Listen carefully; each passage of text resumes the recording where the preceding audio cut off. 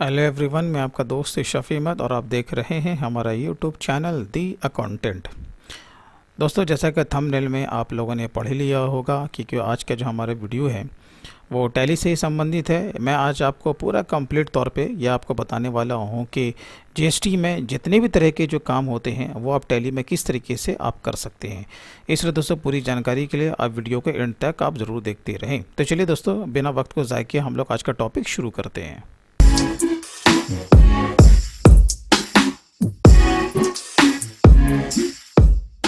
तो दोस्तों, हम लोग आ जाते हैं टैली पे, क्योंकि हमारा सारा काम टैली पे ही होने वाला है। जैसा कि मैंने आप लोगों से कहा कि पूरा कंप्लीट वर्क हम लोग आज से सीखने वाले हैं। तो सबसे पहले आप जानते हो कि टैली में अगर आप जीएसटी का कोई भी काम अगर स्टार्टअप करना चाहते हो तो टैली के हिसाब से आपको इसमें जीएसटी का पूरा कॉन्फ़िगर करना पड़ेगा। ठीक है, तो इसके लिए हम लोग क्या करते हैं, सबसे पहले हम लोग जीएसटी को कॉन्फ़िगर कर लेते हैं। ठीक है, तो सबसे पहले आपको गेटवे ऑफ टैली में ही रहना, आपको F11 को प्रेस करना है, वो आपको यहाँ पर दिख रहा होगा। ठीक है, आप F11 को प्रेस कीजिए। फिर उसके बाद आपको कहाँ चले जाना है, स्टैट्यूटरी एंड टैक्सेशन। ओके, फिर यहाँ पर देखिए दो ऑप्शन आपको यहाँ पर नज़र आ रहा होगा, है ना। आपका एनेबल जीएसटी, आपको इसे भी यस करना है, और सेट ऑल्टर जीएसटी डिटेल्स, आपको इसे भी यस करना है। दोनों को हम लोग यस करते हैं। देखिए, जैसे आप यस कीजिएगा तो इस तरह का आपका जीएसटी का डिटेल्स वो आपसे पूछेगा। ठीक है, जिस नेचर कि आपकी कंपनी है वो सारा डिटेल्स आपको 1 बाय 1 करके आपको पुटअप करना है। तो कैसे करना है, चलिए मैं आपको बता देता हूँ। जैसे कि स्टेट है, मेरा बिहार है तो मैं बिहार लूँगा। अब देखिए यहाँ पर दो तरह का यहाँ पर आपको नज़र आ रहा है ना, रजिस्ट्रेशन टाइप, कंपोजिशन और रेगुलर। नंबर दो तरह का होता है, कंपोजिशन और रेगुलर। Very simple. तो आप जिस कैटेगरी में आते हैं वो कैटेगरी आपको यहाँ पर से सेलेक्ट करना होगा। ठीक है, अब दोनों में क्या डिफरेंसेस है, इससे वीडियो मेरा अपलोडेड है, आप जाकर थ्योरी देखिए, आपको समझ में आ जाएगा कि कंपोजिशन और रेगुलर में क्या फ़र्क है। मेरा रेगुलर है। चलिए, बाकी ये जो आपका जो ऑप्शन है एसएससी ऑफ द टेरिटरी, इसमें नो रहेगा, हम इसमें नहीं आते हैं। अब यहाँ पर आ जाइए, जीएसटी एप्लीकेबल फ्रॉम, आपका जीएसटी कब से एप्लीकेबल हुआ है। तो बाय डिफ़ॉल्ट हमारा 1 अप्रैल 2020 ले रहा है, क्योंकि हम लोग फाइनेंशियल ईयर 2021 में है। अगर कभी बीच में अगर आपका नंबर अगर आप लेते हो तो वो डेट आपका चेंज हो जाएगा। ठीक है, चलिए हम लोग आगे बढ़ते हैं। अब यहाँ पर आपसे क्या पूछ रहा है, जीएसटी नंबर। तो मैं यहाँ पर अपना जीएसटी नंबर कॉपी पेस्ट कर देता हूँ। ये हो गया हमारा जीएसटी नंबर। अब यहाँ पर देखिए, अब जो GSTR1 का आप जो रिटर्न फाइल करोगे वो आप कैसे करोगे, मंथली करोगे या फिर क्वार्टरली। जैसे कि आपको मालूम है ना, दो तरीके से आप GSTR1 का रिटर्न फाइल कर सकते हो, या तो मंथली या फिर क्वार्टरली। मंथली उसके लिए अभी जो फ़िलहाल जो जीएसटी का जो लॉ है वो ये कहता है कि भाई अगर आपका टर्नओवर अगर 1.5 करोड़ से अगर कम है तब तो आप क्वार्टरली वे में अपने रिटर्न को फाइल कर सकते हो, लेकिन 1.5 करोड़ से जहाँ ज़्यादा हो गया तो फिर आपको मंथली मोड में आपको अपना रिटर्न फाइल करना पड़ेगा। मेरी बात क्लियर है। तो चलिए मैं यहाँ पर ले लेता हूँ क्वार्टरली। ठीक है, अब यहाँ पर देखिए ई वे बिल एप्लीकेबल, अगर आपको टैली से ही ई वे बिल अगर जनरेट करना है तो आप इसे यस करेंगे, नहीं है तो आप इसे नो करेंगे। फिलहाल मैं इसे यस रख रहा हूँ आपको समझाने के लिए। ठीक है, अब यहाँ पर एप्लीकेबल फ्रॉम बाय डिफ़ॉल्ट उसे वही ही रहने दें। अब यहाँ पर देखिए ये जो थ्रेशोल्ड लिमिट दे रहा है, अब यहाँ पर 3 तरह का लिमिट दिया हुआ है। किसके लिए, आपका ई वे बिल के लिए। अब यहाँ पे जो लिस्ट ऑफ जो वैल्यू है किस हिसाब से आपका ई वे बिल जनरेट होता है, कि ये जो 50 सर का वैल्यू दिया हुआ है ना, एक तो दिया हुआ है इनवॉइस वैल्यू, दूसरा दिया हुआ टैक्सेबल एंड एग्जैम्प्ट गुड्स वैल्यू। यानी कि वो जो आपका 50,000 का जो फिगर रहेगा, क्या उसमें टैक्सेबल भी है, क्या उसमें एग्जैम्प्टेड गुड्स का भी वैल्यू है। अगर ऐसा है तो फिर आपको ये लेना पड़ेगा। फिर यहाँ पर आपका थर्ड क्या दिया हुआ है, टैक्सेबल गुड्स वैल्यू। क्या इस 50,000 रुपये में केवल टैक्सेबल ही गुड्स है, मेरी बात को समझे कि नहीं। तो 3 तरह का कैटेगरी है। ठीक है, तो ये क्या होता है ना कि ये जब टैली जब आपका जो अपडेट होता है तो जिस तरीके से जीएसटी का लॉ चेंज होता है उसी तरीके से ये भी अपडेट होता है। तो अभी जो फ़िलहाल का जो कानून है, अभी फ़िलहाल क्या है कि भाई अगर आपका टैक्सेबल एंड एग्जैम्प्टेड गुड्स वैल्यू दोनों को जोड़ के है तब तो आप ये लोगे, लेकिन अभी का क्या लॉ है, टैक्सेबल गुड्स वैल्यू। मेरी बात को समझिए ना, केवल टैक्सेबल गुड्स वैल्यू को ही 50,000 में शामिल किया जाएगा, अदर देन सबको छोड़ दिया जाएगा। मेरी बात को समझे, तो हमें क्या करना, थर्ड वाले ऑप्शन को लेना पड़ेगा। क्लियर है, चलिए हम लोग आगे बढ़ते हैं। लिमिट तो भैया अभी 85,000 है, आगे बढ़िए। ठीक है, अब यहाँ पर देखिए ये आपसे क्या पूछ रहा है, एप्लीकेबल फॉर इंट्रा स्टेट। मैं आपको ठहर ठहर के इसलिए मैं बता रहा हूँ कि आपको अच्छी तरीके से आपका जीएसटी का सारा काम समझ में आ जाए। सिर्फ एंट्री करने से ही आपको सारी जानकारी नहीं होगी, है ना। आपको छोटी छोटी बात को भी ध्यान में आपको रखना पड़ेगा ताकि आपके जानकारी में भी इजाफा हो सके। देखिए, एप्लीकेबल फॉर इंट्रा स्टेट, एक होता है इंटर स्टेट। इंटर स्टेट का माने क्या होता है, एक राज्य से दूसरे राज्य के लिए, और इंट्रा स्टेट का माने अपने ही राज्य के अंतर्गत। जैसे कि आप जानते हो ना कि ईवे बिल का मतलब खास तौर से कहाँ से होता है, एक राज्य से दूसरे राज्य के लिए। मेरी बात को समझे ना। तो क्या लोकल के लिए भी ये एप्लीकेबल होगा? अगर हाँ तो यस, अगर नहीं तो नो। मेरी बात को समझे। तो हम फिलहाल इसे भी यस रखेंगे, ठीक है। लिमिट मेरा 85,000 इसका भी है। अब यहाँ पर देखिए, ये जो दो ऑप्शन आपको जो यहाँ पर नज़र आ रहा है ना, enable tax liability on advance receipt, और दूसरा क्या आ रहा है, enable tax liability on reverse charge. ठीक है। क्या होता है कि जब हम किसी से एडवांस हम लोग लेते हैं ना, तो उस पर भी हमारा जीएसटी एप्लीकेबल हो जाता, तो वो हम पर लायबिलिटी हुई कि नहीं हुई ना भाई। और अगर हम कोई अनरजिस्टर्ड से टैक्सेबल आइटम को परचेज करते हैं तो उस पर हमारा रिवर्स चार्ज एप्लीकेबल होता है। तो इस पर भी हमारा क्या होगा, जीएसटी आपकी जो लायबिलिटी है वो तो क्रिएट हो गई कि नहीं। मेरी बात को समझे कि नहीं। तो दोनों कंडीशन में इसकी लायबिलिटी हम पर बनती है। तो क्या इसे यस करना है? तो मैं फिलहाल कहूँगा नहीं भाई, इसे यहाँ पर से यस करने की ज़रूरत नहीं है, हम इसे आगे भी सेलेक्ट लेंगे। उसके बाद यहाँ पर ये ऑप्शन दे रहा है कि set alter GST rate details, हम इसे भी नो रखेंगे, ये हम लोग आगे देख लेंगे। एनेबल जीएसटी क्लासिफिकेशंस, ये भी यहाँ पर ज़रूरत नहीं है, इसे भी आपको यस करने की ज़रूरत नहीं है। हाँ, यहाँ पर आप देखिए प्रोवाइड एलयूटी बॉन्ड डिटेल्स, ये क्या होता है, लेटर ऑफ अंडरटेकिंग। अगर आप एक्सपोर्टर हैं, अगर आपने जीएसटी के अगेंस्ट में अगर आपने एलयूटी बॉन्ड वगैरह परचेज अगर आपने कर लिया है, तो फिर उसका डिटेल्स आपको यहाँ पर पुटअप करना पड़ेगा। कब? अगर आप एक्सपोर्टर हो तो। मेरी बात को समझे ना। बाकी आपको कहीं पर इसे यस करने की ज़रूरत नहीं है। तो मेरे हिसाब से आपका जितना भी डिटेल्स यहाँ पे आना था वो आ चुका। अब हम लोग क्या करेंगे भाई, इसे एक्सेप्ट कर लेंगे। क्लियर है। इंटर मार के नीचे आइए, यहाँ पर आपको क्या डाल देना है, अपना पैन नंबर। ठीक है। चलिए मैं ऐसे भी खाली छोड़ रहा हूँ, लेकिन आपको यहाँ पर अपना पैन नंबर ज़रूर डालना है। ये हो गया भाई एक्सेप्ट। चलिए अब हम लोग इसके मार के पीछे आ जाते हैं। ये बोले तो हमारा गेटवे ऑफ टैली है। अब देखिए कॉन्फ़िगर तो हो गया। अब हमें क्या करना है, डेटा को पहले देखना पड़ेगा ना कि किस टाइप का ट्रांजैक्शन है। बात क्लियर है कि नहीं। तो सिंपल सी बात है, आपका परचेज होगा, सेल होगा, यही होगा ना। आपका क्या होगा, परचेज रिटर्न होगा, सेल से रिटर्न होगा। ओके। फिर उसके साथ साथ आपको क्या करना, कुछ एडजस्टमेंट एंट्री भी हो सकती है। आपको माल के साथ आपको सारा काम करना है। कभी कभी क्या होता है कि हमारा बिना इन्वेंट्री के भी काम होता है ना। बिल कहीं और फट रहा है, अकाउंटिंग टैली में हो रही है। कभी कभी क्या होता है कि टैली से ही बिलिंग हो रहा। तो मोस्ट इंपॉर्टेंट चीज़ ये भी है ना, तो मैं आपको बताऊंगा इसी वीडियो में कि ऑटोमेटिक तरीके से आप इन्वेंट्री के साथ आप किस तरीके से बिल को आप जनरेट कर सकते हो। तो आपका बिल भी जनरेट हो जाएगा, आपके अकाउंटेंसी भी हो जाएगी, है कि नहीं। तो आपको टेंशन नहीं लेना, बस वीडियो को आपको धैर्यपूर्वक आपको देखते रहना। ठीक है। तो चलिए सबसे पहले हम लोग क्या करते हैं ना, कि पहले हम लोग ये देखते हैं कि भाई कि हम जो इसमें कोई भी अगर एंट्री डालते हैं तो उससे रिलेटेड जितना भी जो हमारा लेजर होता है वो किस तरीके से बनाया जाता है। ओके। इसके लिए हम लोग कहाँ चले जाएंगे, देखिए मास्टर आपको यहाँ पर नज़र आ रहा है ना। उसके बाद हम लोग चले जाएंगे अकाउंट्स इन्फो, यानी कि अकाउंट्स इन्फॉर्मेशन। ठीक है। उसके बाद आपका नीचे दिया हुआ इन्वेंट्री। अभी हम इन्वेंट्री में हाथ नहीं लगा रहे हैं, हम लोग पहले चलते हैं अकाउंट्स इन्फो में। आ गए। अब हमें कहाँ जाना है, लेजर में जाना है। चलिए लेजर में आ गए। अब क्या करना है, क्रिएट करना है। ओके। अब देखिए अब आपको क्या क्या स्टेप को आपको फॉलो करना है। जैसे कि मैं सबसे पहले बनाने जा रहा हूँ परचेज़ का लेजर। अब मैं यहाँ पर टाइप कर देता हूँ, जैसे कि आपका परचेज़ है। ठीक है। ये हो गया भाई परचेज़। मैं टैप कर देता हूँ जीएसटी। अब देखिए मैं आपको एक बार ठहर के यहाँ पर समझा देता हूँ। मैं कॉमन लेजर का मैं यहाँ पर यूज़ कर रहा हूँ, केवल परचेज़ जीएसटी। इसमें हमारा लोकल भी आ जाएगा और बाहर का भी आ जाएगा। मैं इंपोर्ट और एक्सपोर्ट की मैं बात नहीं कर रहा हूँ। ठीक है। लोकल बोले तो इंट्रा स्टेट और बाहर का बोले तो इंटर स्टेट। तो ये दोनों टाइप का परचेज़ के लिए मैं एक ही लेजर में बना रहा हूँ, बोले तो परचेज़ जीएसटी, बोले तो कॉमन लेजर। ठीक है। चलिए इंटर मार्क नीचे आइएगा। अब यहाँ पूछेगा आपसे, ग्रुप पूछेगा, तो आप जानते हैं, इतना तो आपको पता होगा, परचेज का ग्रुप परचेज ही होता है, ठीक है। इन्वेंट्री वैल्यू और अफेक्टेड, ये आपका यस रहेगा, इसमें आपको फंसने की ज़रूरत नहीं है। नीचे आइए मुद्दे पर, इस जीएसटी एप्लीकेबल, तो हाँ एप्लीकेबल। अब देखिए यहाँ पर स्पेस मारिए, यहाँ पर आपको 3 ऑप्शन आपको नज़र आता है ना, एप्लीकेबल, नॉट एप्लीकेबल और अनडिफाइंड। तो हम यहाँ पर क्या लेंगे, एप्लीकेबल लेंगे। चलिए टमटम को हम लोग आगे बढ़ाते हैं।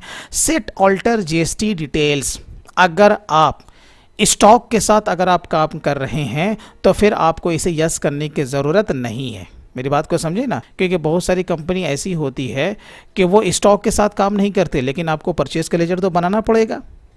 मेरी बात को समझे कि नहीं। तो यहाँ पर आपको क्या करना है, इसे आपको नो रखना है। कौन से कंडीशन में, जहाँ पर आपका इन्वेंट्री के साथ काम हो रहा है। तो हम क्या करेंगे, जितना भी जो स्टॉक से रिलेटेड डिटेल्स है, जीएसटी का रेट है, उसका HSN कोड है, वो हम लोग कहाँ डालेंगे, स्टॉक में डालेंगे। तो हमें इसके अंदर जाने की ज़रूरत नहीं है, ठीक है ना। तो मैं आपको क्या बताने जा रहा हूँ कि मैं इन्वेंट्री के साथ में ये पूरा मैं आपको बता रहा हूँ, तो आपको इसके अंदर जाने की ज़रूरत नहीं है। अगर फिर भी अगर मैं इसे यस करता तो क्या खुलता, यही खुलता ना। तो एक ही डिटेल्स को आपको बार बार पुटअप नहीं करना है, ठीक है। चलिए इसके मार के पीछे आइए। तो मैंने क्या बोला, ऐसा नो रखना, नो रखिए। अब यहाँ पर आइए, टाइप ऑफ सप्लाई क्या है, गुड्स है कि सर्विस है। ऑफकोर्स हमारा गुड्स है, ठीक है, क्योंकि हम लोग क्या करने जा रहे हैं, अकाउंट्स विथ इन्वेंट्री, ठीक है। चलिए इसे हम लोग एक्सेप्ट करते हैं, एक का काम ख़त्म हो गया। इसी तरीके से हम लोग बनाएंगे सेल से जीएसटी, ये भी हमारा कॉमन हो गया। लोकल के लिए भी यही होगा और इंटर स्टेट के लिए भी यही होगा, लेकिन आप चाहो तो लोकल के लिए भी और बाहर के लिए भी, प्लस एक्सपोर्ट अगर है तो आप 3 तरह का आप सेल के लिए लेजर आप बना सकते हो। मेरी बात को समझिए। चलिए एंटर मारिए, सेल का ग्रुप भाई सेल ही होता है, ठीक है। इन्वेंट्री वैल्यू और अफेक्टेड आपका यस रहेगा, ये आपका एप्लीकेबल रहेगा, ये आपका नो रहेगा। यहाँ पर क्या लेना है, गुड्स। यहाँ तक तो बहुत इजी है। चलिए हमारा 2 लेजर बन गया। अब इसके साथ साथ हमें क्या बनाना है, SGST, CGST और IGST। ये भी मैं क्या बना रहा हूँ, कॉमन लेजर, है ना। क्योंकि आप जानते हो, आप किसी भी फर्म में अगर आप काम करते हो तो आपको जो कि टैक्सेबल आइटम जो होते हैं ना, वो अलग अलग रेट की होते हैं। तो आपको अलग अलग जीएसटी भी बनाने की ज़रूरत नहीं है कि 5% के लिए अलग से जीएसटी बना रहे हैं, 12% के लिए अलग से बना रहे हैं। नहीं, ऐसा काम नहीं करना है, सर में दर्द हो जाएगा। इसलिए आपको क्या करना है, एकदम सिंपल अकाउंटिंग करना, ठीक है ना। चलिए तो आपको यहाँ पर क्या बनाना भाई, SGST पहले मैं बना रहा हूँ, इंटर। अब यहाँ पर आपको क्या लेना है, इसका ग्रुप ड्यूटीज़ एंड टैक्सेस, ठीक है। चलिए ले लीजिए। उसके बाद देखिए आपको जीएसटी नज़र आ रहा है, ये ले लीजिए। उसके बाद एस बोले तो स्टेट टैक्स, ठीक है। अब यहाँ पर आपको परसेंटेज ऑफ कैलकुलेशन में कुछ भी नहीं देना, ठीक है ना। तो कहाँ पर हम लोग देंगे, सीधी सी बात है भाई, स्टॉक में देंगे, ठीक है। इसलिए यहाँ पर आपको कुछ देने की ज़रूरत नहीं है। अब आइए यहाँ पर बहुत ही इंपॉर्टेंट चीज़, राउंडिंग मेथड। यहाँ पर आपका 3 ऑप्शन नज़र आ रहा है ना, डाउनवर्ड, नॉर्मल और अपवर्ड। तो सीधी सी बात है, मेरा ये कहने का मतलब है आपको जीएसटी का फिगर राउंडिंग करने की ज़रूरत नहीं है। जीएसटी बोले तो सरकार का पैसा जितना आ रहा है उतना आने दो, उसे राउंडिंग करने की ज़रूरत नहीं है। इससे हम लोग करते हैं नॉट एप्लीकेबल। चलिए टमटम हम लोग आगे बढ़ाते हैं। SGST तो हो गया। अब हम लोग बनाएंगे CGST, ड्यूटीज़ एंड टैक्सेस। यहाँ पे जीएसटी लेंगे और उसके बाद क्या लेंगे, सेंट्रल टैक्स, है ना। सी बोले तो सेंट्रल टैक्स, काम ख़त्म, ठीक है। अब इसी तरह हम लोग क्या बनाएंगे भैया, IGST, ठीक है। ये भी ड्यूटीज़ एंड टैक्सेस में रहेगा, यहाँ पे जीएसटी रहेगा। और जब आई है तो क्या लेंगे, इंटीग्रेटेड टैक्स, है कि नहीं। चलिए ये भी हमारा काम ख़त्म हो गया। चलिए अब देखिए, जीएसटी से संबंधित परचेज सेल और जीएसटी का हमारा लेजर तो क्रिएट हो चुका है। अब सीधी सी बात है ना कि हम जो माल ख़रीदेंगे रजिस्टर्ड से भी अनरजिस्टर्ड से भी, हम जो माल बेचेंगे रजिस्टर्ड को भी अनरजिस्टर्ड को भी, तो उसका भी तो लेजर क्रिएट करना पड़ेगा ना, तभी तो हम परचेज सेल की अकाउंटेंसी हम लोग कर सकते हैं। मेरी बात को समझे। चलिए अब हम लोग क्या करते हैं कि कुछ सप्लायर को हम लोग क्रिएट करते हैं और कुछ कस्टमर को हम लोग क्रिएट करते हैं। तो मैं यहाँ पर मान लेता हूँ कि हमारा कोई भी सप्लायर है वो लोकल है। मेरी बात को समझे ना। जैसे कि एक हमारा है मुरारका टेक्सटाइल्स है, ठीक है, इंटर मारा। अब जैसे ये हमारा सप्लायर है ना, तो ये क्या कौन से ग्रुप में चला जाएगा, सन्ड्री क्रेडिटर्स, बराबर है। अब यहाँ पर बिल बाय बिल के मुताबिक अगर आपको इसकी अकाउंटेंसी करना है तो यस, नहीं तो नो। चलिए, तो इसे हमने यस रखा। अब यहाँ पर देखिए, पार्टी का जो भी हो, चाहे वो सप्लायर हो चाहे वो आपका कस्टमर हो, तो आपको क्या करना है ना, जीएसटी के मुताबिक आपको उसका स्टेट भी आपको ध्यान में रखना पड़ेगा, ठीक है ना, उसमें आपको गलती नहीं करना। तो चलिए, बाकी इसका जो भी एड्रेस होगा वो आपका पुटअप कर लेना है। जैसे कि मैंने कहा, आपको स्टेट का ख़ास ख्याल रखना है। जैसे कि ये हमारा लोकल बिहार का ही है, तो मैं इंटर मार के नीचे आ जाऊंगा। अब सीधा यहाँ पर उसका पैन नंबर पूछ रहा है। इसके लिए मैंडेटरी नहीं है, क्योंकि हम लोग इसका टीडीएस काटने नहीं जा रहे हैं, ठीक है, तो अब इसे ब्लैंक भी छोड़ सकते हैं। आगे बढ़िए। अब देखिए, यहाँ पर इतने टाइप का आपका रजिस्ट्रेशन का आया ना, ये भाई कौन है, ये मुरारका टेक्सटाइल कंपोजिशन है, कंज्यूमर है, रेगुलर है या फिर अनरजिस्टर्ड है। मेरी बात को समझे ना, तो इस चारों में से कोई भी होगा, या आपका डेटर्स में ही पूछेगा और क्रेडिटर्स में ही पूछेगा, ठीक है। तो इस कंडीशन में क्या है भाई, ये हमारा रेगुलर है, तो हम लोग क्या लेंगे, रेगुलर लेंगे। मेरी बात क्लियर है। अब यहाँ पर उसका जीएसटी नंबर डाल दीजिए।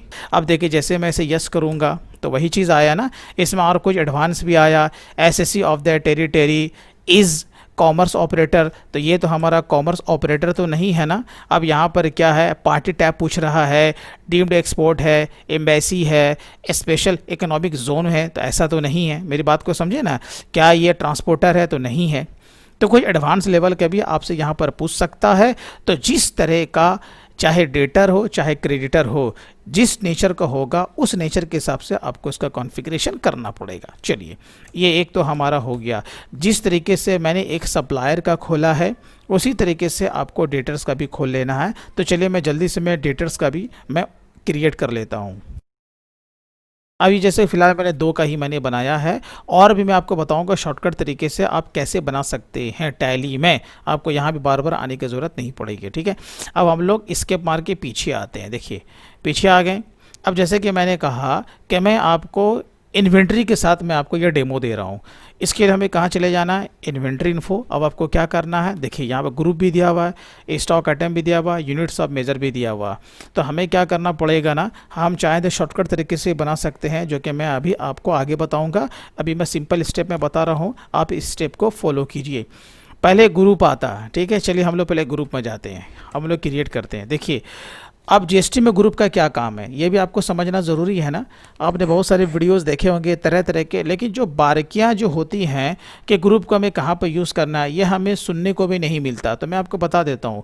देखिए, अगर आप किसी भी इन्वेंट्री पे अगर आप काम कर रहे हो, किसी भी टाइप का अगर वो आइटम है, आपको ये ध्यान रखना है कि अगर HSN कोड अगर आपका 1 है, मेरी बात को समझे ना, उसका रेट अगर आपका 1 है, तो क्या होता है कि उसके अंतर्गत बहुत सारे स्टॉक आइटम आते हैं। मैं मान के चलूँ कि जैसे कि हमारा मोबाइल ही है, मैं मान लेता हूँ ना, जैसे मान के चलो कि हम लोग मोबाइल का ही अगर डीलरशिप लेते हैं, मोबाइल का HSN कोड 1 है, किसी भी ब्रांड का हो, क्लियर है, उसका रेट भी 1 ही है। मेरी बात को समझे ना।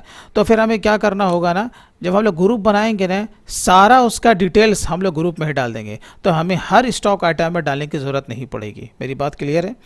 लेकिन अगर ऐसा ना हुआ, अब कभी कभी आइटम तो लगभग सेम होता है, लेकिन उसका HSN कोड अलग है तो रेट भी अलग है। मेरी बात को समझे ना, तो फिर वहाँ पर ग्रुप में काम नहीं करना पड़ेगा। तो हर स्टॉक में आइटम में जा करके हमें जीएसटी से संबंधित डिटेल्स को उसमें पुटअप करना पड़ेगा। तो ग्रुप का यही खेल होता है, ठीक है। ग्रुप को हर जगह यूज़ नहीं किया जाता। तो मैं यहाँ पर ग्रुप का मैं यूज़ कर रहा हूँ, ठीक है। अब जैसे कि मान के चलो, जैसे मैंने मोबाइल का ही मैंने मिसाल लिया, मैं यहाँ पर डाल देता हूँ मोबाइल सेट करके, ठीक है। ये हमारा सबसे ऊपर का ये प्राइमरी एक ग्रुप बनने जा रहा है। इसके अंतर्गत जितने भी तरह का ब्रांड होगा वो इसके अंतर्गत आएगा है, ठीक है। क्योंकि भाई HSN कोड तो सबका एक ही है मोबाइल का। मेरी बात को समझे ना।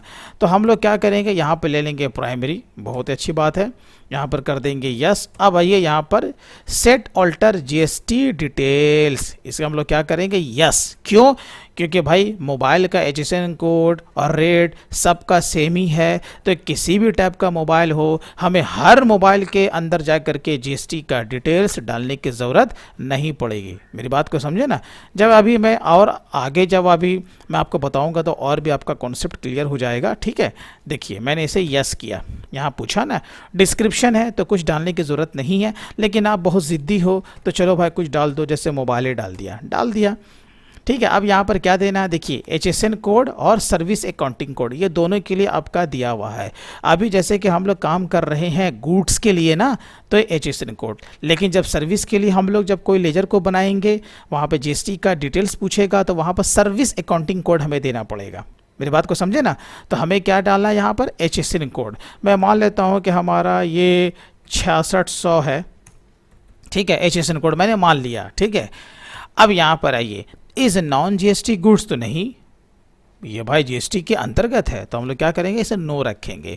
अब यहाँ पर आइए टैक्सेबिलिटी, यहाँ पर 3 ऑप्शन आपसे पूछ रहा है, एग्जाम्प्टेड है, नीलेटेड है, टैक्सेबल है। एग्जाम्प्टेड का माने कर मुक्त, नीलेटेड का माने जिसको शून्य में रखा गया है, मेरी बात को समझिए ना, और टैक्सेबल का माने जिस पर कोई टैक्स चार्ज किया जा सकता है, 5, 12, 18, 28।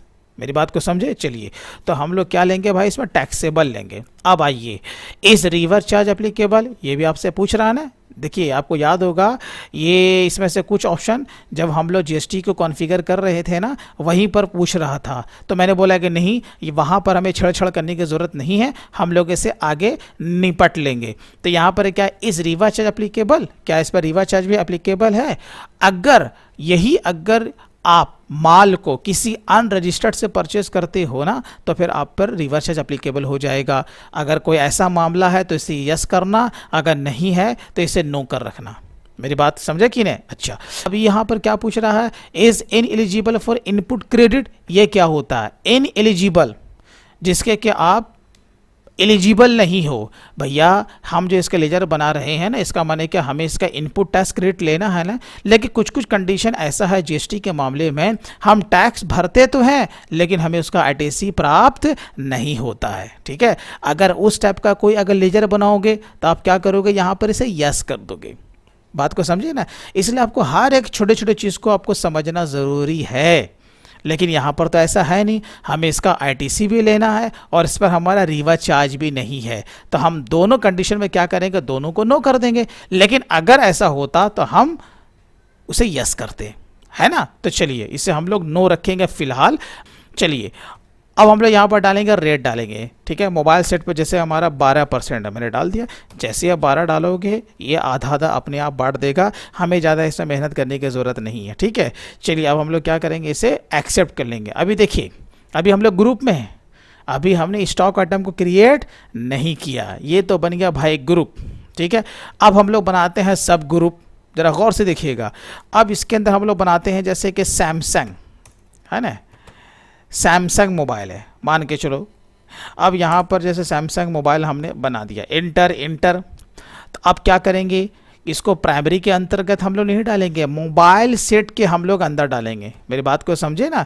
तो ये बन गया प्राइमरी और ये बन गया सेकेंडरी ग्रुप, ठीक है। चलिए अब ये तो बाय डिफॉल्ट यस रह गया। अब यहाँ पर देखिए सेट ऑल्टर GST डिटेल्स पूछ रहा है ना। अब क्या करोगे, तो क्या करेंगे, इसको कुछ नहीं करेंगे, नो ही रखेंगे। क्यों, क्योंकि जो भी हमें GST से संबंधित डिटेल्स को डालना था हम तो ग्रुप में डाल चुके हैं मोबाइल सेट में, याद आ रहा है ना।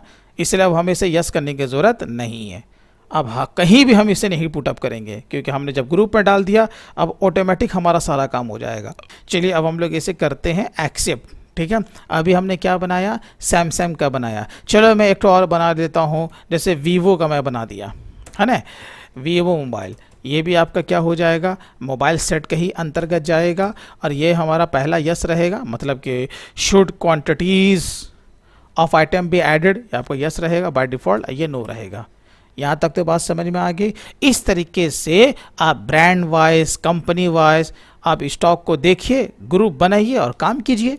अभी मैंने आपको फ़िलहाल 2 ग्रुप बनाया, आगे भी मैं आपको बताऊंगा कि आपको और ग्रुप शॉर्टकट तरीके से कैसे बनाना। चलिए ये तो हमारा बन गया भाई ग्रुप। अब हम लोग कहाँ आ जाते हैं, स्टॉक आइटम में। कहाँ आ जाते हैं भाई, स्टॉक आइटम में। चलिए स्टॉक आइटम में आइए, डायरेक्ट क्या करेंगे, यहाँ पे क्रिएट करेंगे, ठीक है। अब मान के चलो कि जैसे कि हमारे पास है वीवो है ना, V9 है, ठीक है, वीवो V9 है ब्लैक कलर का, इंटर इंटर। आप सीधी सी बात है ना, डिस्क्रिप्शन ये बहुत ही इंपॉर्टेंट है। आप कहीं भी काम करो, क्या होता है, ये तो भाई मॉडल नंबर हो गया ना। अब इससे रिलेटेड जितनी भी जानकारियां हैं, जो विशेषताएं हैं, वो इसके अंतर्गत आपको पुटअप करना पड़ेगा। बोले तो डिस्क्रिप्शन, जैसे कि भाई मोबाइल में कितना इंटरनल है, कितना इसका मेगापिक्सल कैमरा है, बैटरी कितना एमएच का है, यही सब तो विशेषताएं हैं ना, वो आपको इसमें पुटअप करना पड़ेगा। अगर आपका टैली में ये डिस्क्रिप्शन नहीं आता है तो आपको क्या करना है, यहीं पर रह करके आपको F12 को प्रेस करना है। बहुत अच्छी बात है। यहाँ पर देखिए आपको कहीं ना कहीं दिख जाएगा, दिखा, हाँ दिखा भाई, क्या दिखा, add description for stock item, देखिए यस किया हुआ। अगर आपका नो है तो इसको यस कर दीजिए, ठीक है। तो क्या होगा, ये आपका मसला ख़त्म हो जाएगा। तो जो भी डिस्क्रिप्शन है वो आपको पुटअप कर देना। तो चलिए मैं भी पुटअप कर देता हूँ, ताकि मैं आपको दिखाऊंगा इसका फ़ायदा क्या होता है आगे। चलिए, जैसे ही इसके बारे में ये थोड़ा सा डिस्क्रिप्शन था, मैंने यहाँ पर पुटअप कर दिया, इंटर मार के अब नीचे आइए। अब यहाँ पूछ रहा है अंडर। अब यहाँ देखिए लिस्ट ऑफ ग्रुप खुल गया ना, जो हम लोगों ने बनाया था। क्या क्या बनाया था भाई, मोबाइल सेट एक बनाया था, एक सैमसंग और एक वीवो। मेरी बात को समझे ना। तो यहाँ पर हम लोग वीवो बना रहे हैं ना, तो वीवो के लिए हम लोग तो ग्रुप बना चुके हैं, वीवो मोबाइल ले लो। चलिए आगे बढ़िए। अब यहाँ पर क्या पूछ रहा है, यूनिट। कोई भी सामान खरीदते हैं तो इसका कोई ना कोई मेज़रमेंट होता है ना, किलो में, क्वांटिटी में, डज़न है, नहीं भैया, ये हम लोग पीस में ख़रीद रहे हैं, ठीक है ना। जब पीस में ख़रीद रहे हैं तो हमें इसे बनाना पड़ेगा। अब यहाँ पर बना हुआ नहीं है, तब क्या करेंगे, जब भी आपको कोई लेजर बनाना हो शॉर्टकट तरीके से, जहाँ पर ज़रूरत हो आपको वहीं पर क्या मारना है, Alt+C। जैसे हमें यहाँ पर ज़रूरत है यूनिट की, अब हम बैक जाके बनाना पड़ेगा, ऐसा नहीं करना। ऑल्ट दाब के रखिए कंप्यूटर के कीबोर्ड में और सी को प्रेस कीजिए। देखिए यहाँ बहुत अच्छा, ये यहाँ पर खुल गया। अब यहाँ पूछ रहा है सिंबल। अब जैसे सिंबल क्या है, अब जैसे हम लोग बनाने जा रहे हैं क्वांटिटी करके, यानी कि पीस, तो हम लोग क्या मारेंगे, पी है ना, CS, यही ना होता है पीस का शॉर्टकट। हम लोग अभी इंटर मारेंगे, यहाँ पर उसका पूरा नाम डालेंगे, फॉर्मल नेम बोले तो पीसेस करके, है ना। ये देखिए मेरा हो गया।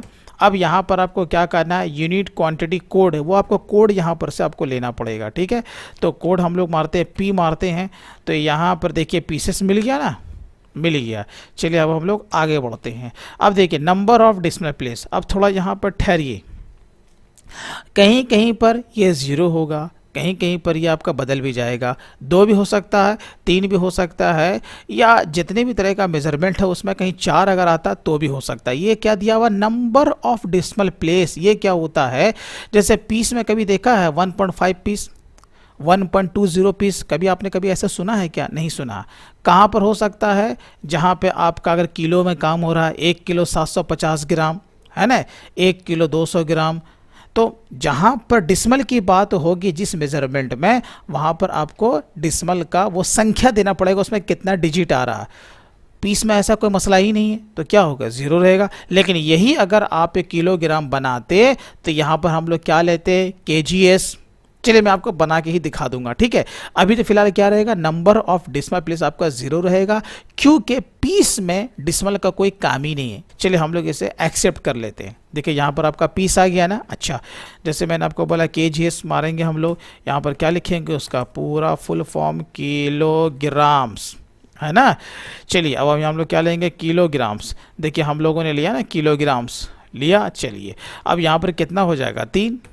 मेरी बात को समझे ना, क्यों, क्योंकि किलोग्राम में हम लोग कोई भी जो ट्रांजैक्शन करते हैं, कोई भी सामान 1 किलो 900 का भी खरीद सकते हैं, उससे बेच भी सकते हैं। तो 1.900, 1 किलो 900 ग्राम हुआ, तो 900 ग्राम में जो आपका डिजिट है, देखो डिस्मल के बाद कितना है, 0.900, बोले तो 3 आपका डिस्मल प्लेस है।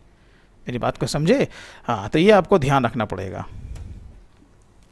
तो ठीक है, अब यहाँ पे देखिए ऑल्टरनेट यूनिट्स जो कि हमारा एक्टिवेटेड है, तो अभी फ़िलहाल आपको इस पर पढ़ने की ज़रूरत नहीं है, ठीक है। तो हम लोग इसे यहाँ पर क्या करेंगे, नॉट एप्लीकेबल। चलिए ये तो हमारा काम यहाँ तक तो हो गया। अब देखिए फिर यहाँ पर आपसे पूछ रहा है GST एप्लीकेबल, है ना, ये बहुत जगह पूछता है।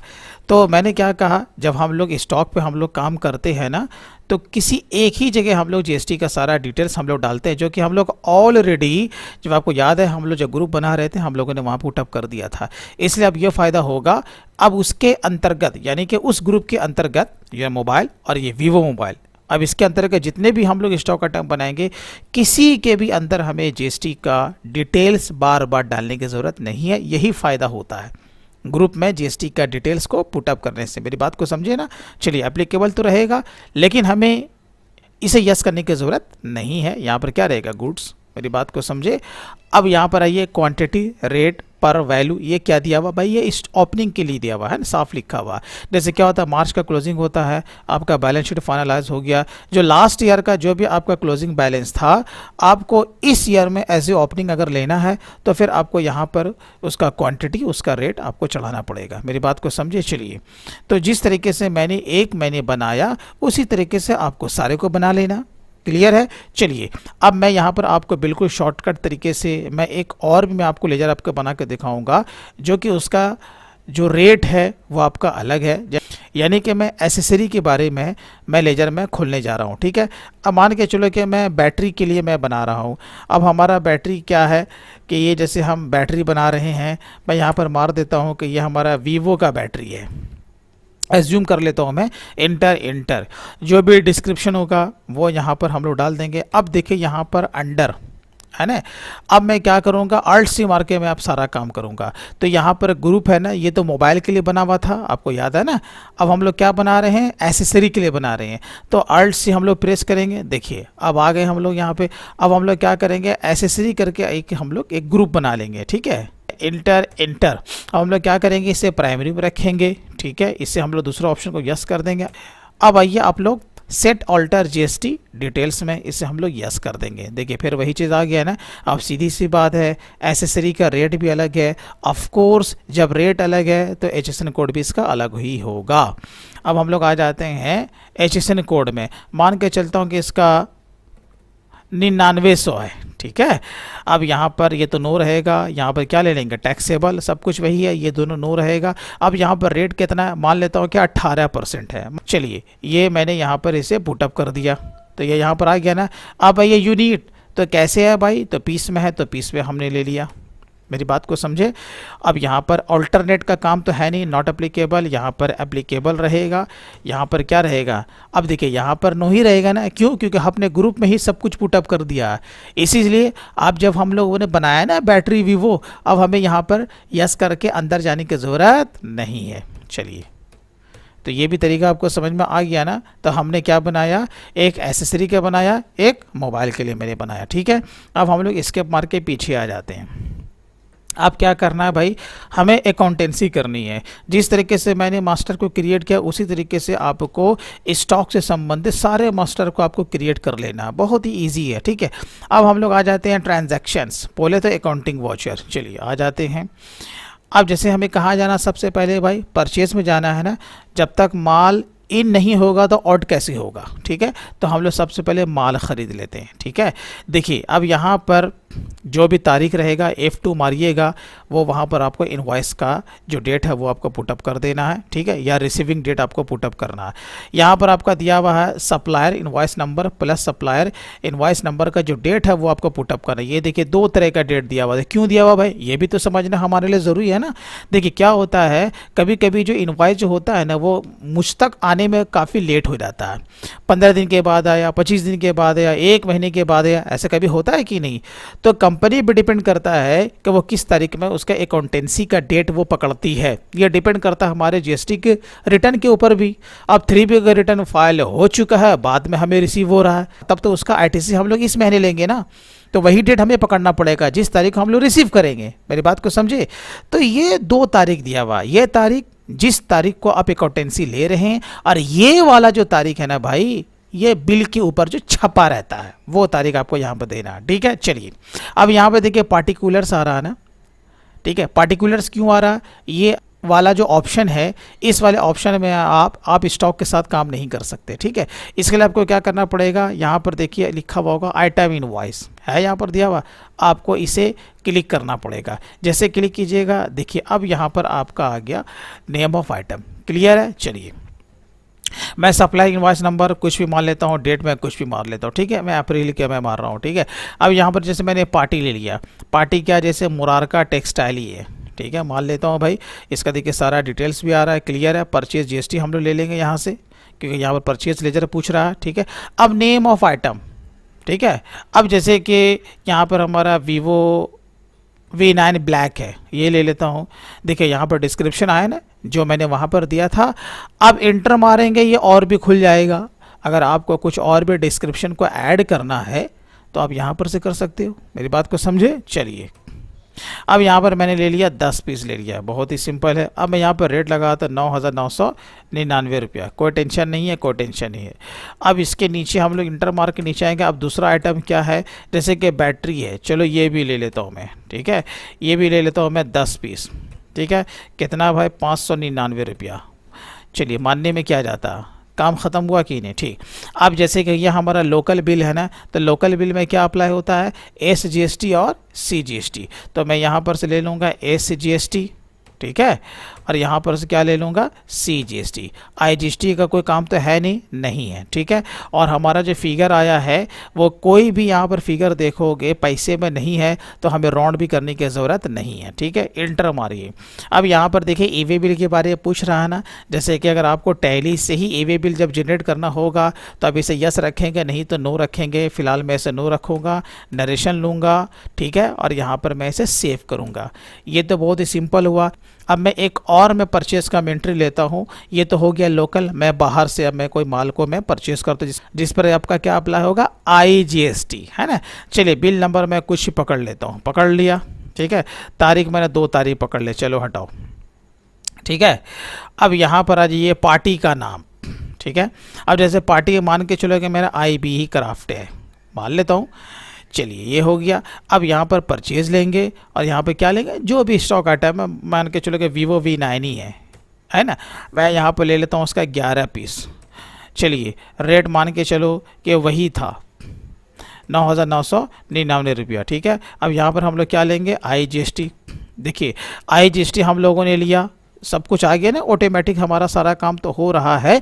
लेकिन मैं अभी आपको और भी आगे बताऊंगा कि हमें बार बार ये SGST, CGST और IGST भी लेने की ज़रूरत नहीं पड़ेगी।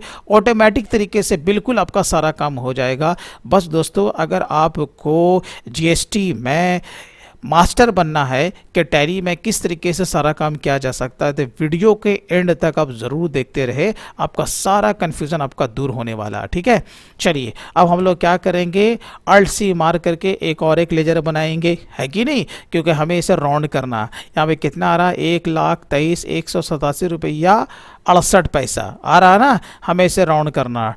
Alt+C मारिए, राउंड ऑफ करके एक लेजर बनाइए, ग्रुप कर दीजिए इसका इनडायरेक्ट एक्सपेंसेस। ठीक है, इन्वेंट्री वैल्यू और अफेक्टेड नो रहेगा, यहाँ पर क्या कर देंगे, नॉट एप्लीकेबल। मेरी बात को समझे, यहाँ पर भी नॉट एप्लीकेबल है क्योंकि इसका ताल्लुक GST से नहीं है, हमें बिल को राउंड फिगर करना है। तो यहाँ पर 68 पैसा है ना, तो क्या करेंगे, 50 से ऊपर है तो 1 रुपया, 50 पैसे से कम है तो उसे हम लोग ज़ीरो मानते हैं। तो चलिए, इसमें कितना पैसा जोड़ेंगे, जो 1 रुपया हो जाएगा, 68 है ना, तो हम लोग क्या करेंगे, इसमें हम लोग 32 पैसा जोड़ेंगे, बराबर है कि नहीं। देखिए, हो गया 188 रुपया। चलिए, ये बात तो हो गया, बाकी जो बिल नंबर है वो डाल दोगे। अब यहाँ पर जैसे हम लोग एक्सेप्ट करते हैं, कोई अगर मैसेज नहीं आता है, इसका माने हमारा काम सही जा रहा है। ठीक है, फिर भी आप टैक्स एनालिसिस को यहाँ पर देख सकते हो। ठीक है, ये देखिए, है ना, यहाँ पे आप एक बार इस पर क्लिक करो। जैसे जब क्लिक करोगे, डिटेल पर क्लिक करो, यहाँ पे देखो सारा डिटेल्स आ रहा है ना। यहाँ पर आपको बता रहा है कि ये आपका टैक्सेबल वैल्यू हो गया, 12% के हिसाब से उसने यहाँ पर निकाल के दिखा दिया। ठीक है, चलिए, अब हम इसे सेव करेंगे। सेव हमने कर लिया, इसका माने हमने 2 बिल का हमने एंट्री ले लिया है अपने टैली में। एक लोकल था और एक बाहर से था, क्लियर है। चलिए, अब हम क्या करेंगे, इसी माल को बेचेंगे ना। अब माल को अगर हम लोग बेचते हैं तो हम लोग क्या करेंगे भाई, इनवॉइस तो बनाएंगे। तो चलिए, अब हम लोग आ जाते हैं F8 में, आ गए सेल में। अब हम लोग क्या करेंगे भाई, माल बेचेंगे। माल बेचेंगे तो हम लोग बिल बनाएंगे ना। अभी मैं आपको बताऊंगा कि जैसे कि आपको सिंपल वे में आपको अकाउंटिंग करना है और आपको इनवॉइस का प्रिंट आउट ले लेना है। लेकिन इसके बाद में आपको अभी जस्ट मैं आपको बताऊंगा कि ऑटोमेटिक तरीके से आपका बिलिंग कैसे होगा, बिल्कुल ऑटोमेटिक तरीके से, है ना। चलिए, मैं मान लेता हूँ कि आपने नगद में ही कोई माल बेचा, तो कैश ले लिया हम लोगों ने। ठीक है, इंटर मार के हम लोग आगे बढ़ जाते हैं। हम लोग यहाँ पर क्या ले लेंगे, सेल्स लेजर बोले तो सेल्स GST। ठीक है, कोई भी स्टॉक आइटम एक तो पकड़ लीजिए जैसे कि हमारे पास वीवो V9 अभी भाई 21 पीस है ना। चलिए देखिए यहाँ पर डिस्क्रिप्शन आ गया ना। चलिए अब हम लोग यहाँ पर क्या लेंगे, 1 पीस लेंगे। मान लेते हैं हमने इसे 11,999 में सेल किया, ठीक है, ये टैक्सेबल वैल्यू है। Inter inter. अब हम लोग इस पर क्या लेंगे, SGST और क्या लेंगे भैया, CGST। वो क्यों, कैश में बेच रहे हैं ना, तो इसमें क्या अप्लाई होगा, SGST CGST बोले तो लोकल, ठीक है। चलिए ये हो गया। अब यहाँ पे 88 पैसा आ रहा है ना, तो हम लोग क्या करेंगे, इक्वल टू राउंड लेंगे और यहाँ पर क्या करेंगे, इसमें कितना पैसा जोड़ देंगे, 12 पैसा।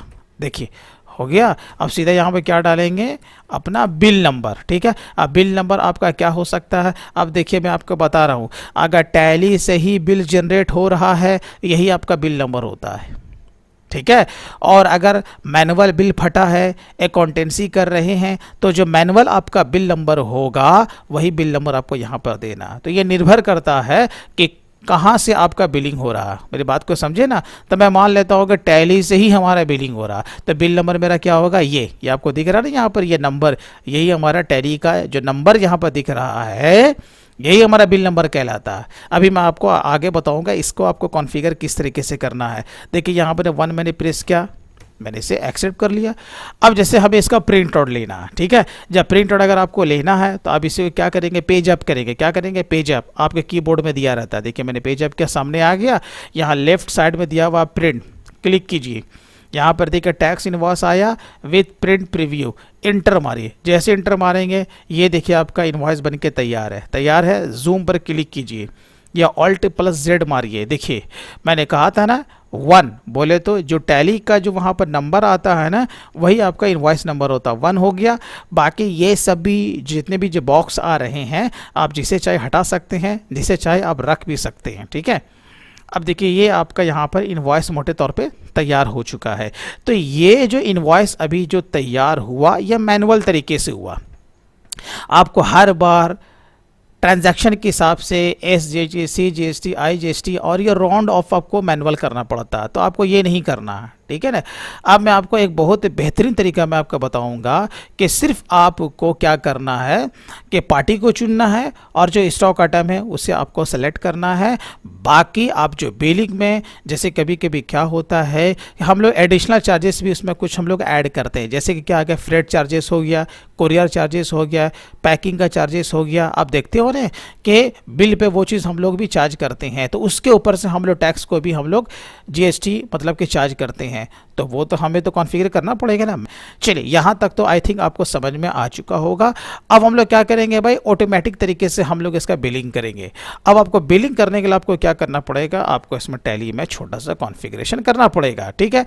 जैसे देखो अभी हमने एक यहाँ पे एंट्री ले ली ना, एक बिल हमारा इशू हो गया, ठीक है। टैली से ही अगर हमारा प्रिंट आउट अगर हो रहा है, यानी कि टैली से हमारा बिलिंग हो रहा है, तो आपको इस स्टेप को फॉलो करना पड़ेगा जो मैं अभी आपको बताने जा रहा हूँ। गेट ऑफ टैली में आइए, आ गए ना। अब आपको क्या करना है, अकाउंट्स इन्फो में जाना है, उसके बाद वॉचर टैब आपको दिख रहा होगा। चलिए वॉचर टैब में आइए, ठीक है। वॉचर टैब आने के बाद यहाँ पे देखिए क्रिएट है, डिस्प्ले ऑल्टर है। क्रिएट का मानिए नया वॉचर। क्या आप नया वॉचर बनाना चाहते हो, तो हाँ, आप GST के लिए अलग से वॉचर अगर आप बनाना चाहते हो तो क्रिएट में जाओ। लेकिन अगर जो सेल के लिए दिया हुआ है उसी में ही अगर आपको छेड़छाड़ करना है तो फिर ऑल्टर आप कर सकते हो, ठीक है। लेकिन मैं आपको बताता हूँ क्रिएट करके, ताकि और आपको जानकारी हो सके। चलिए क्रिएट हम लोग करते हैं। अब जैसे कि मैंने नाम रख दिया टैक्स इनवॉइस, ठीक है। ये हमें नाम रख दिया है, किसका नाम रखा है, तो वॉचर का नाम रखा है, ठीक है। नीचे आइए, अब जो सिलेक्ट टाइप ऑफ वॉचर है वो क्या लेंगे, यहाँ पर से सेल लेंगे, क्योंकि हम लोग सेल के लिए बना रहे हैं ना, तो यहाँ पर से सेल्स लेंगे, ठीक है। एंटर मारिए। यहाँ पर जो एब्रीवेशन है इसे कुछ करने की ज़रूरत नहीं है। अब आप आइए, यहाँ पर इतने सारे मेथड ऑफ नंबरिंग यहाँ पर दिए हुए आपके, है ना। इसमें से किसी एक को आपको सेलेक्ट करना है। ऑटोमेटिक है, ऑटोमेटिक, मैनुअल ओवरराइड है, मैनुअल है, मल्टी यूज़र है, और उसके बाद नन है। आप पूछोगे इसमें से किस पे काम हो सकता है, तो भाई किसी पे भी हो सकता है। लेकिन टैली से ही अगर आपका सारा बिलिंग हो रहा है, उसमें नंबर में किसी टाइप का अगर छेड़छाड़ नहीं किया जाता है, तो फिर मेरे हिसाब से ऑटोमेटिक पे ही ज़्यादा काम किया जाता है, ठीक है। लेकिन ऑटोमेटिक प्लस मैनुअल पर भी काम हो सकता है, यानी जो हम डालेंगे वही नंबर लेगा टैली, उसके बाद से फिर वो ऑटोमेटिक लेगा, ऐसा भी काम हो सकता है कंपनी में। मेरी बात को समझिए ना, क्योंकि जीएसटी का मामला ऐसा है ना भाई कि जो बिल का नंबर होता है वो मिसिंग नहीं होना चाहिए। अगर 1 से लेकर 50 तक बिल है तो बीच का एक भी बिल आपका मिसिंग नहीं होना चाहिए, और वो सारा का सारा एक ऑर्डर में होना चाहिए, ऊपर नीचे नहीं कि बिल नंबर 50 फट गया तो 20 फटा, फिर 100 फट गया तो बीच का बिल नंबर कहाँ गया। तो ऐसा नहीं होता है जीएसटी के मामले में, ठीक है। बिल आपका एक ऑर्डर में होना चाहिए। तो चलिए मैं यहाँ पर क्या ले रहा हूँ, ऑटोमेटिक। आगे बढ़िए। अब यूज़ एडवांस कॉन्फ़िगरेशन, ये बहुत इंपॉर्टेंट है। मैं इसे यस करूँगा। देखिए यस करने से क्या होगा कि बहुत सारे आपने जीएसटी का आपने इनवॉइस देखा होगा, इसमें उसमें बिल का फॉर्मेट बना रहता है ना। जैसे मान के चलो कि हमारी कंपनी का नाम है शफी इंटरप्राइजेस, मैं मान लेता हूँ, जैसे कि मैं चाहता हूँ कि हमारा बिल का जो फॉर्मेट होना चाहिए, यानी कि बिल नंबर कैसा होना चाहिए, SE/001/B से कैश, ये पूरा बिल का फॉर्मेट हो गया। अगर मैं चाहूँ तो इसके लिए हमें बिल का फॉर्मेट बनाना पड़ेगा। तो स्टार्ट नंबर तो 1 ही रहेगा, बस खाली आप स्टेप को फॉलो कीजिए तो आपका भी काम निकल जाएगा। विड्थ ऑफ न्यूमेरिकल पार्ट, ये कितना हो सकता है, जैसे मैंने कहा आपको स्क्रीन पर दिख रहा होगा कि यहाँ पर हमें क्या चाहिए, 001 है ना, 001। तो यहाँ पर कितना हो गया, नंबर ऑफ डिजिट 3 हो गया ना, 3 चाहिए कि 4 चाहिए, आपने कहा नहीं 4 हमको डिजिट चाहिए, तो हमने यहाँ पर 4 ले लिया, तो कितना हो जाएगा, 0001 हो जाएगा। मेरी बात को समझे। अच्छा, प्रेफिल विद 0, अभी हम 0 का बात कर रहे थे, क्या 1 से पहले 2 से पहले, जब तक वो 4 डिजिट में आपका इनवॉइस नंबर ना आ जाए, उससे कम रहे, तो क्या उससे पहले आपको 0 चाहिए, ऑफ कोर्स चाहिए, तो इसे हम लोग यस करेंगे। चलिए आगे बढ़िए।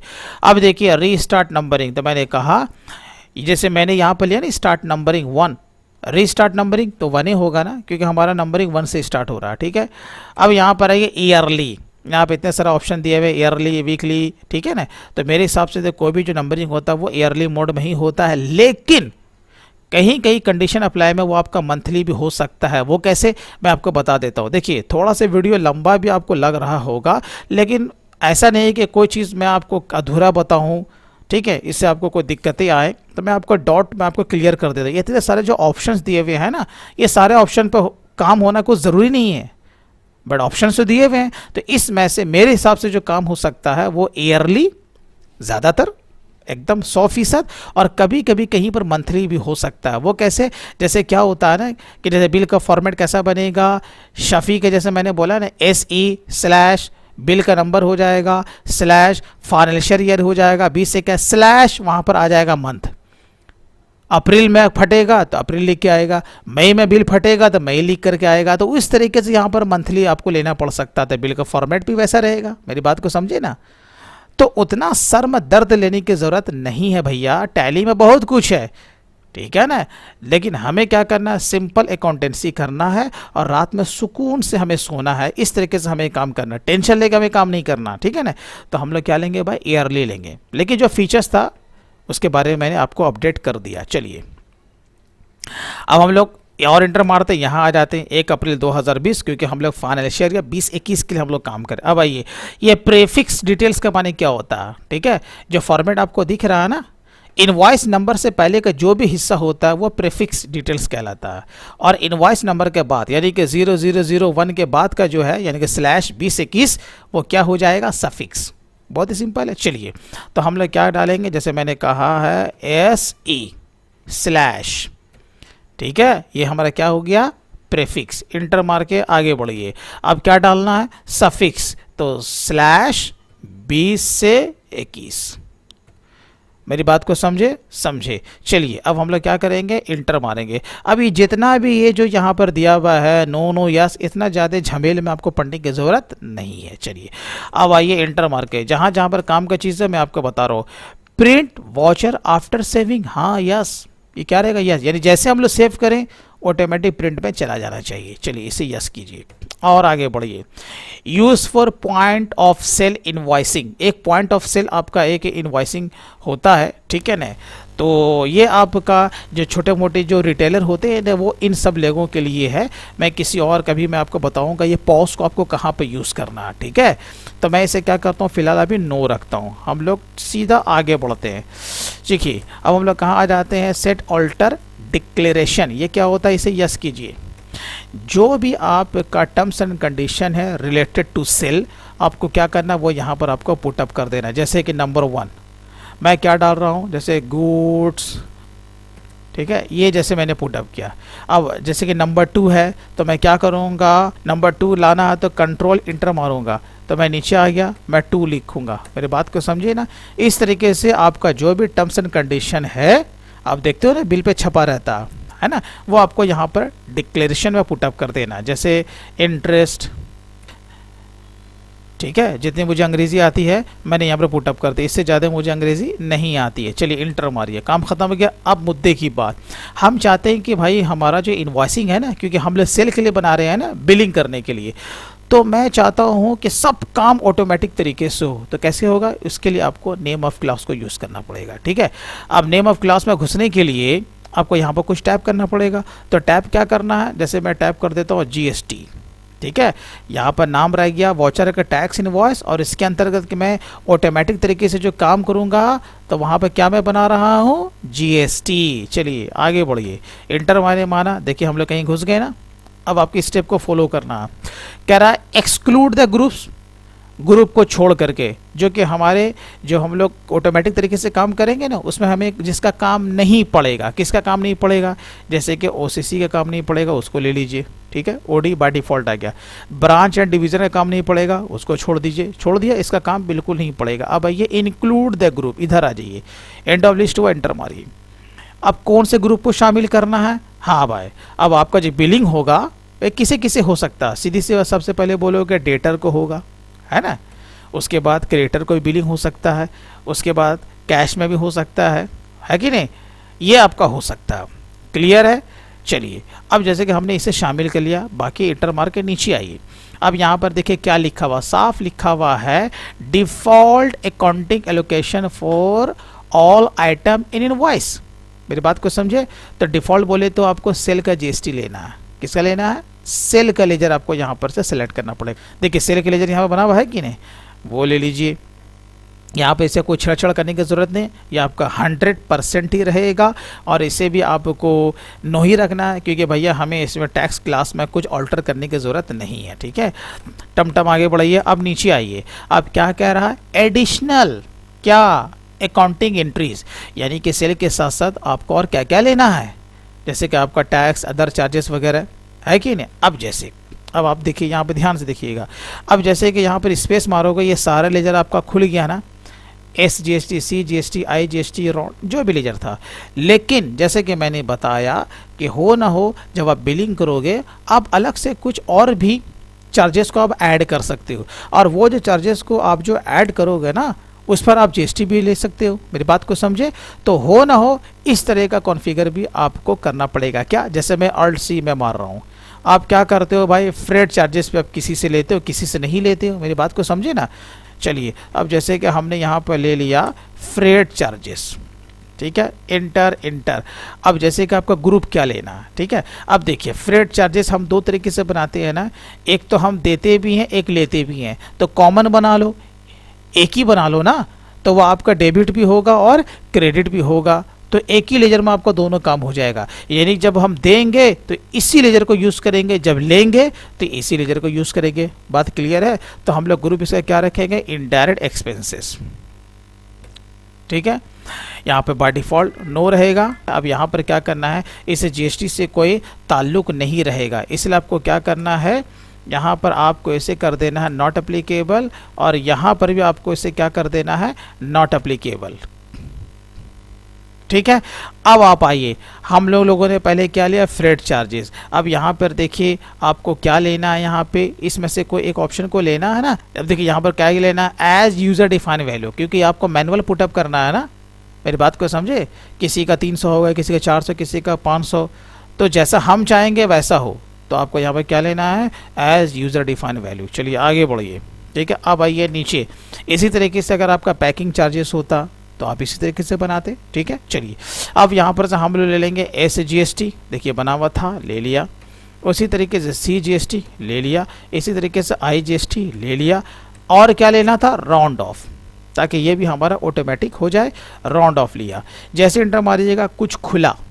अब चाहते हैं ना कि मैनुअल ना हो, राउंडिंग मेथड ऑटोमेटिक तरीके से काम हो, ठीक है, वो पैसे को अपने आप राउंड कर दे। तो यहाँ पर आपको कौन सा ऑप्शन लेना है, एज टोटल अमाउंट राउंडिंग। चलिए ये आपको लेना है। अब देखिए कौन सा कंडीशन अप्लाई करना है, नॉर्मल। नॉर्मल बोले तो 50 पैसे से अगर ऊपर जाता है तो 1 रुपये माना जाएगा, और 50 पैसे से नीचे आता है तो वो 0 माना जाएगा, वो होता है नॉर्मल। चलिए हम लोग नॉर्मल ले लेते हैं, ठीक है। राउंडिंग लिमिट क्या रहेगा, 1 रुपया रहेगा भाई, मेरी बात को समझे। अब इसे हम लोग सेव करेंगे। ये आप कॉन्फ़िगर, आप अगर तो ये वाला कॉन्फ़िगर अगर आप अच्छी तरीके से कर लेते हैं तो फिर इनवॉइस बनाना आपका तो फिर इनवॉइस बनाना चुटकी का काम होता है, ठीक है। अब देखिए हम लोग आ जाते हैं कहाँ, गेटवे ऑफ टेली में आ गए, अकाउंटिंग वॉचर्स, उसके बाद हमने जाना था सेल में। सेल में आ गए ना, एक बार फिर से आप प्रेस कीजिए F8। देखिए मैंने प्रेस किया F8, यहाँ कुछ खुला, हमने क्या बनाया था, टैक्स इनवॉइस, आपको दिख रहा है ना, ठीक है। इंटर मारिए, जैसे इंटर मारिएगा इसके अंदर और क्या बनाया था, GST मिला। जैसे ही आप इंटर मारिएगा देखिए आपका टोटल चीज़ पहले से आ चुका है ना। अब यहाँ पे देखिए बिल नंबर का फॉर्मेट में आपको यहाँ पर दिख रहा होगा, कितना दिख रहा है, SE है ना। मैंने नंबर ऑफ डिजिट कितना लिया था, 4 डिजिट /2021, मेरी बात को समझे। और बाकी जो पहले वाला था वो तो बाय डिफ़ॉल्ट आपका दूसरे वॉचर में, कौन से वॉचर में, वो भी मैं आपको दिखा देता हूँ। देखिए सेल फिर से मारिए, ये वाला है ना टैली का जो पहला सेल था, देखिए सेल मारा, अब यहाँ पर 2 नंबर आ रहा, मेरी बात को समझे। तो आपका 2 सेपरेट वॉचर बन गया। अब जहाँ पर भी आपका बिलिंग किया जाता है आप कीजिए, मेरी बात को समझे। चलिए तो मैं आ जाता हूँ again, sale, tax invoice, then GST, ठीक है। अब देखिए जैसे कि मैं किसी अनरजिस्टर्ड को मैं बिलिंग कर रहा हूँ, बोले तो कैश में, देखियो अभी आप देखो, जैसे मैंने यहाँ पर कैश लिया ना, कंट्रोल A से इसे हमने हटा दिया, सेव कर लिया। अब जैसे नेम ऑफ आइटम मैं कुछ भी ले लेता हूँ, जैसे मैंने बैटरी ही ले लिया, मान के चलो, देखिए जैसे हमने बैटरी लिया, 1 पीस लिया। अब मैं जैसे रेट डालूंगा देखो वो सब कुछ अभी ऑटोमेटिक तरीके से हो जाएगा। जैसे मैंने रेट डाल दिया 799 रुपया, जैसे ही मैंने इंटर मारा देखो सारा चीज़ हो गया ना। SGST CGST उसने पकड़ लिया क्योंकि अनरजिस्टर्ड है, लोकल है, और यहाँ पर उसने 18 पैसे से उसने राउंड भी कर दिया, है कि नहीं। अब सीधा हम देखो जैसे इसे सेव करेंगे ये डायरेक्ट कहाँ चला गया, प्रिंट पे चला गया, ठीक है। अब प्रिंट करने से पहले आपको एक बार प्रिंटिंग का कॉन्फ़िगरेशन भी करना पड़ेगा।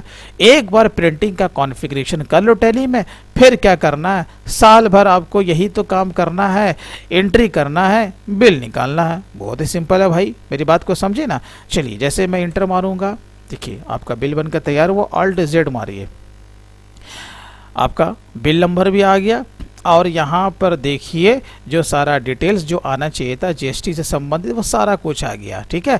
और यहाँ पर जो हमारे कंपनी का टर्म्स एंड कंडीशन था वो भी आ गया। बात क्लियर है, क्लियर है। चलिए अब बिल से रिलेटेड जो मोस्ट इम्पॉर्टेंट चीज़ होता है कि आपके बिल पे आपके अपने कंपनी का कुछ और भी डिटेल्स, बोले तो आपका बैंक अकाउंट भी होना चाहिए, है ना। थोड़ा सा कॉन्फ़िगरेशन भी हम लोग सीख लेते हैं, ताकि करके अगर आप टैली पे कहीं पर भी GST का काम करते हो ना, तो बिलिंग में आप कहीं पे आप ना फंसो। अगर आपका बिलिंग अगर आपका अच्छा हो जाता है तो फिर मुझे नहीं लगता कि और भी किसी काम करने में आपको टैली में GST से संबंधित आपको दिक्कतें आ सकती हैं, ठीक है। अभी तो मैंने आपको ये एंट्री मैंने बताया, आगे अभी आपको मैं रिटर्न्स के बारे में मैं भी बताऊंगा कि रिटर्न्स आपको किस तरीके से फाइल करना है टैली से, है कि नहीं। उसमें आपके 3B है, 1 है, 2A को आपको किस तरीके से ट्रैक रखना है, ये सब कुछ मैं आपको इसी वीडियो में आपको बताने वाला हूँ।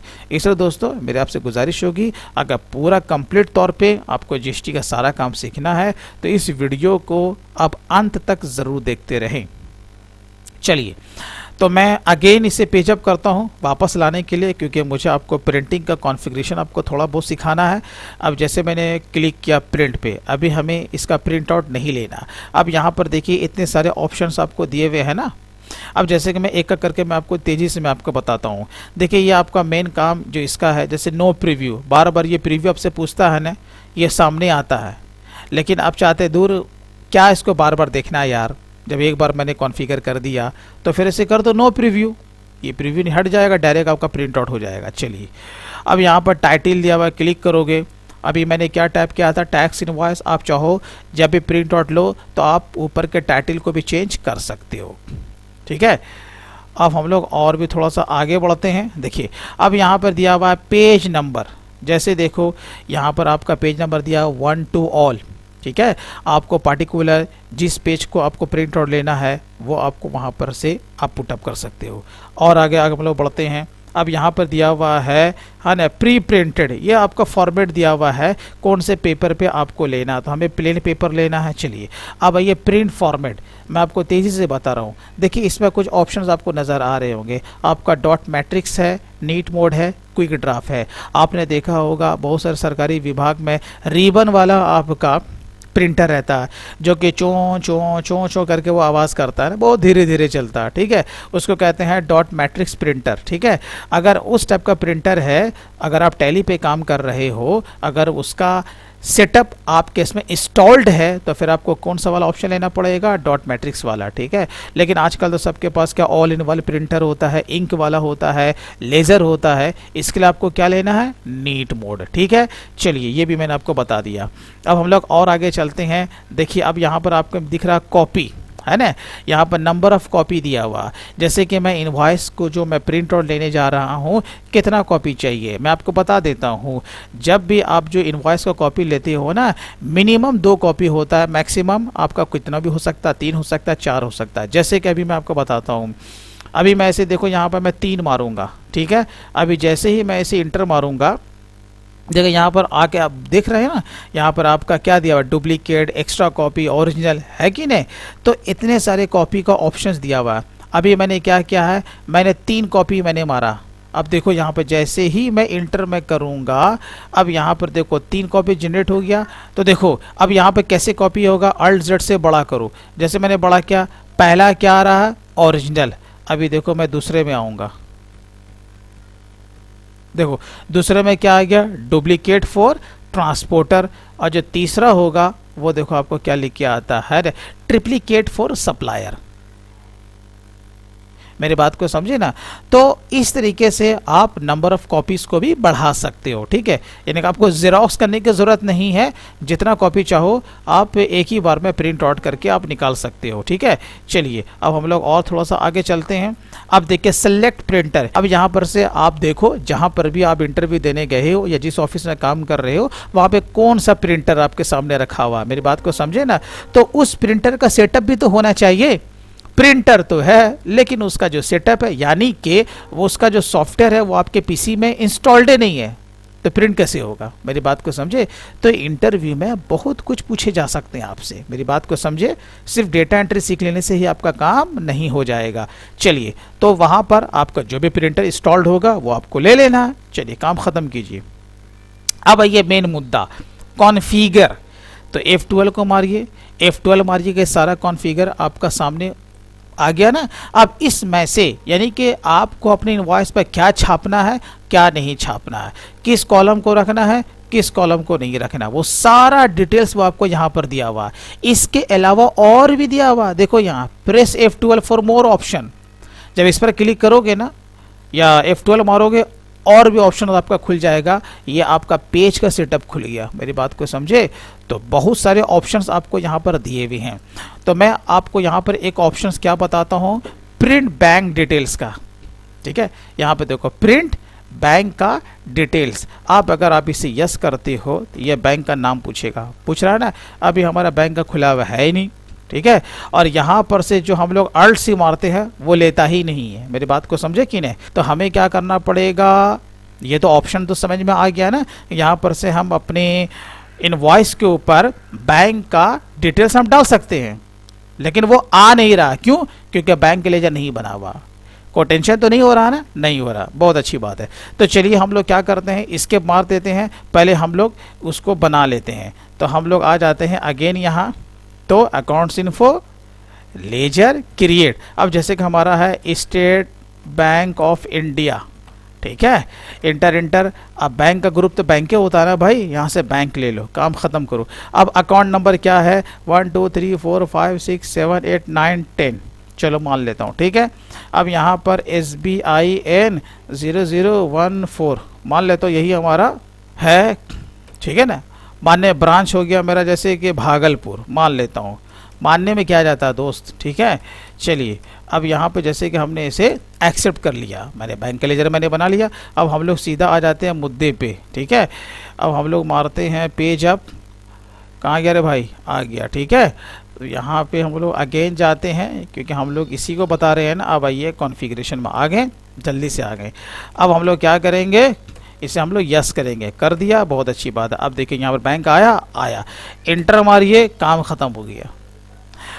अब जिस ऑप्शन को आपको रखना है, नहीं रखना है, आप लोग अपना घर पे इसे आप लोग देखते रहिएगा, प्रैक्टिकल कीजिएगा, तो और भी आपको ज़्यादा जानकारी हो जाएगी। अब देखिए जैसे मैं इसे इंटर मारूंगा, यहाँ देखिए Alt Z कीजिए, बड़ा हो गया। अब नीचे आइए, बैंक का डिटेल्स आपके सामने है।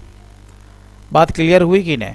तो मैंने आपको क्या बताया कि अगर आप टैली से ही बिलिंग कर रहे हो तो जो भी मैंने आपको कॉन्फ़िगर बताया वो आपको उस तरीके से कर लेना। बहुत ही अच्छा बात है। चलिए अब मैं एस्केप मारता हूँ, ठीक है। अब मैं क्या करूँगा, किसी जो पार्टी है जो रजिस्टर्ड है, हम लोग उसको बिलिंग करते हैं, ठीक है। अब जैसे मैं मान लेता हूँ कि देखिए बिल नंबर आपका 2 आ गया ना बाय डिफ़ॉल्ट, ये IBA क्राफ्ट है, मैं इसे ही ले लेता हूँ, ठीक है। अब थोड़ा सा यहाँ पर आप इसे भी समझिए, जब आप बिलिंग करते हो ना तो यहाँ पर कभी कभी क्या होता है, डिस्पैच का डिटेल्स में हमें पुटअप करना होता है, ये बहुत ही इंपॉर्टेंट है अगर आप टैली से बिलिंग अगर आप करते हो। अब ये जो IBA क्राफ्ट है वो कहाँ का भाई, उत्तर प्रदेश का है। इसका माने आपने उत्तर प्रदेश माल भेजा ना। डिलीवरी नोट का माने क्या है कि अगर आपका माल पहले चला गया, यानी डिलीवरी चलाने पहले बनाना, तो उसका तो आपको डिटेल्स देना पड़ेगा कि नहीं बिल में। और अगर नहीं है तो नहीं देंगे, अगर है तो देंगे, मेरी बात को समझे। तो नहीं है तो नहीं दिया। आगे बढ़ते हैं। अब यहाँ पर क्या पूछ रहा है, डिस्पैच डॉक नंबर, यानी कि माल आपका जहाँ से डिस्पैच हुआ है उसका नंबर आपको यहाँ पर देना है। बोले तो ये आपका सारा का सारा कुरियर वाले का डिटेल्स यहाँ पर आप दे सकते हो, ठीक है। अब आइए डिस्पैच थ्रू, किसके थ्रू आपका माल गया। जैसे मैं मान के चलता हूँ कि हमारा कौन था, DHL है, ठीक है, DHL कार्गो कंपनी है, मान के चलता हूँ, ठीक है। अब डेस्टिनेशन आपका कहाँ जा रहा है, तो जैसे कि हमारा माल जा रहा है लखनऊ, मानने में क्या जाता है, ठीक है। अब यहाँ पर आइए bill of lading RR number, अगर आप ये देना चाहते हो तो भी आप दे सकते हो, लेकिन ये मैंडेटरी नहीं है। लिए आपको नंबर मिलेगा कहाँ से, सीधी सी बात है, जब आप कुरियर वाले को बोलते हो ना कि हमारा माल यहाँ से उठा लो और मेरे लिए एक आप क्या करो RR नंबर आप इशू कर दो, तो वो आपको नंबर देगा, वो नंबर आपको यहाँ पर पुटअप करना है, ठीक है।